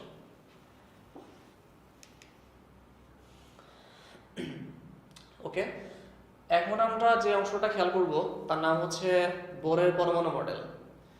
আচ্ছা, বোরের পরমাণু মডেল এই চ্যাপ্টারের অন্যতম বিশেষ একটা পরমাণু মডেল। তার কারণ কি, কারণ এই মডেলটার মধ্যে স্পেকট্রাম বা বর্ণালী নিয়ে কথা বলা আছে। তারপর এই মডেলটা পড়লে তুমি জানতে পারবা একটা পরমাণুর কক্ষপথের আকার আকৃতি কেমন হতে পারে, ব্যাসার্ধ কেমন হতে পারে, ওই কক্ষপথে একটা ইলেকট্রন কি বেগ নিয়ে মুভ করতেছে তা জানতে পারবা। এবং এই চ্যাপ্টারের মধ্যে মানে এই টপিকটার মধ্যে আরো একটা কথা বলা আছে, সেটা হচ্ছে এই যে একটা পরমাণুর ক্ষেত্রে একটা কক্ষপথ থেকে আর একটা কক্ষপথে ইলেকট্রন যখন জাম্প করবে তখন যে বর্ণালী বা স্পেকট্রামটা উৎপন্ন হবে সেটা কেমন হতে পারে, বা সেই স্পেকট্রামের তরঙ্গদৈর্ঘ্য কেমন হতে পারে, বা কি কালারের হতে পারে। সো অনেক কিছুই তুমি এই মডেল থেকে জানতে পারবা। সো এই কারণে এই মডেলটা খুবই খুবই খুবই ইম্পর্টেন্ট একটা মডেল বলে ধরে নেওয়া হয় পরমাণুর ইতিহাসে। আচ্ছা, এবার আমরা দেখি যে বোরের পরমাণু মডেলের মধ্যে বেসিক্যালি কি কি বলা আছে। তার মডেলের মধ্যে মেইনলি তিনটা বিষয়ের উপর জোর দেওয়া হয়েছে। প্রথম যে অংশটা আছে তার নাম হচ্ছে কক্ষপথের সংখ্যা। আচ্ছা, এখন দেখো খেয়াল করবা যে এখানে আমরা একটা কথা দেখতে পাচ্ছি, সেটা হচ্ছে টোটাল প্রস্তাবনা 3টা, যার মধ্যে প্রথম যে প্রস্তাব সেটা হচ্ছে শক্তি স্তর, অরবিট, শেল এই সম্পর্কিত একটা প্রস্তাব। এবং সেখানে বলা আছে দেখো যে যদি এটা একটা পরমাণু হয়, এই পরমাণুর কি আছে বাইরে বিভিন্ন কক্ষপথ আছে, যেমন এটা 1 নম্বর কক্ষপথ, এটা কি 2 নম্বর কক্ষপথ, এবং 1 নাম্বার 2 নাম্বার কক্ষ 3 নাম্বার 4 নাম্বার 5 6 7 8 9 10 বিভিন্নভাবে আমরা কক্ষপথের সংখ্যাগুলোকে নাম্বারিং করতে পারি এবং ধরতে পারি যে n সমান সমান 1 মানে 1 নাম্বার কক্ষপথ, 2 মানে 2 নাম্বার কক্ষপথ, 3 মানে 3 নাম্বার কক্ষপথ, 4 মানে কি 4 নাম্বার কক্ষপথ। এভাবে আমরা কক্ষপথের সংখ্যাকে স্টেপ বাই স্টেপ সামনের দিকে আগে নিতে পারি। আর আরেকটা কথা মাথায় রাখা খুবই ইম্পর্টেন্ট, সেটা হচ্ছে n সমান সমান 1 যখন বলা হবে এটা মানে হচ্ছে কি শেল, কে শেল। আর n সমান সমান 2 যখন বলা হবে তখন এটা মানে কি শেল, এল শেল। এরপরে 3 বললে কি হবে, এম শেল। 4 বললে কি, এম শেল। আচ্ছা, অনেকের একটা ধারণা থাকতে পারে যে K L M N O P Q R S T U V W X Y Z এরপরে কি আবার এবিসি থেকে শুরু হবে কিনা। আচ্ছা, আর শুরু হবে না, তাই না? কেন শুরু হবে না? কারণ তোমরা জানো যে পর্যায় সারণীতে যে 120টা মৌল আছে তাদের সর্বশেষ যে কক্ষপথ আছে সেটা কিন্তু 8 নাম্বার কক্ষপথ। সো 8 নাম্বার কক্ষপথ যদি তুমি নাও তাহলে কিন্তু এখানে K L M N O P Q R আর যে শেষ হয়ে যায়। সো এরপরে কিন্তু আর থাকে না, তাই না? সো এর দরকার পড়ে না। আসলে এরপরে যদি আরো কক্ষপথ আসে তাহলে কি করতে হবে, আমাকে আরো অনেকগুলো পরমাণু আবিষ্কার করে তারপরে সেখানে যাওয়া লাগবে। সো বেসিক্যালি এটা নিয়ে আর টেনশন করার কোনো দরকার নেই যে এরপরে কি আবার শেষ হয়ে যাবে কিনা বা এরপরে কি double A double B double C হবে কিনা, এগুলো কোনো কিছু হবে না। আচ্ছা, এখন আমরা একটু খেয়াল করব পরের টপিকটা, সেটা কি বলা আছে, কৌণিক ভরবেগ সম্পর্কিত প্রস্তাব। আচ্ছা দেখো, এই যদি একটা ইলেকট্রন হয়, এই যদি ইলেকট্রনটা যদি তোমার হচ্ছে ভি বেগে এভাবে একটা বৃত্তাকার কক্ষপথে ঘূর্ণায়মান অবস্থায় থাকে, আমি আবার বলতেছি, একটা ইলেকট্রন একটা কক্ষপথে ভি বেগে ঘূর্ণায়মান অবস্থায় ঘুরতেছে বা ঘূর্ণায়মান অবস্থায় আছে, সে যদি এভাবে এই কন্ডিশনে থাকে তার ক্ষেত্রে তার যে কৌণিক ভরবেগ সেটা হচ্ছে mvr, এবং এই mvr হবে h/2 পাই এই সংখ্যাটা n এর গুণিতক। তার মানে কি বলতেছি আমি, কোনো একটা কক্ষপথে একটা ইলেকট্রন ঘূর্ণায়মান অবস্থায় থাকলে, সে যদি ভি বেগে ঘূর্ণায়মান অবস্থায় থাকে এবং সেই কক্ষপথের যে ব্যাসার্ধ সেটা যদি r হয় আর এই ইলেকট্রনের ভর যদি m হয়, তাহলে আমি বলতে পারবো এই কৌণিক ভরবেগ mvr n h/2 পাই এই সংখ্যাটার সমান, যেখানে m মানে ইলেকট্রনের ভর মাস অফ দ্য ইলেকট্রন, v মানে হচ্ছে velocity of the electron, r মানে হচ্ছে রেডিয়াস অফ দ্য অরবিট বা শেল, আর এখানে হচ্ছে h মানে কি, h মানে হচ্ছে প্ল্যাঙ্কস কনস্ট্যান্ট, যেটা তোমরা কিছুক্ষণ আগেই দেখে আসছো। সো আমার মনে হয় না এই টপিকগুলো নিয়ে তোমাদের মধ্যে কোনো কনফিউশন আর থাকবে। তোমরা যদি পরীক্ষায় বরের মডেল ফেস করো, সাথে সাথে কি করবা, এই কৌণিক ভরবেগের প্রস্তাবনাটা অ্যাপ্লাই করবা এবং প্রত্যেকটার মিনিং বুঝিয়ে দিবা কোনটা মানে কি, তাহলে তোমাদের এই সম্পর্কিত কোনো সমস্যা আর থাকবে না। আচ্ছা, এখন আমরা চলে যাব বোরের মডেলের পরের অংশে, যেটাকে আমরা ফাইনাল অংশ বলতেছি। আচ্ছা, এই অংশটা খুবই ইম্পর্টেন্ট। কেন?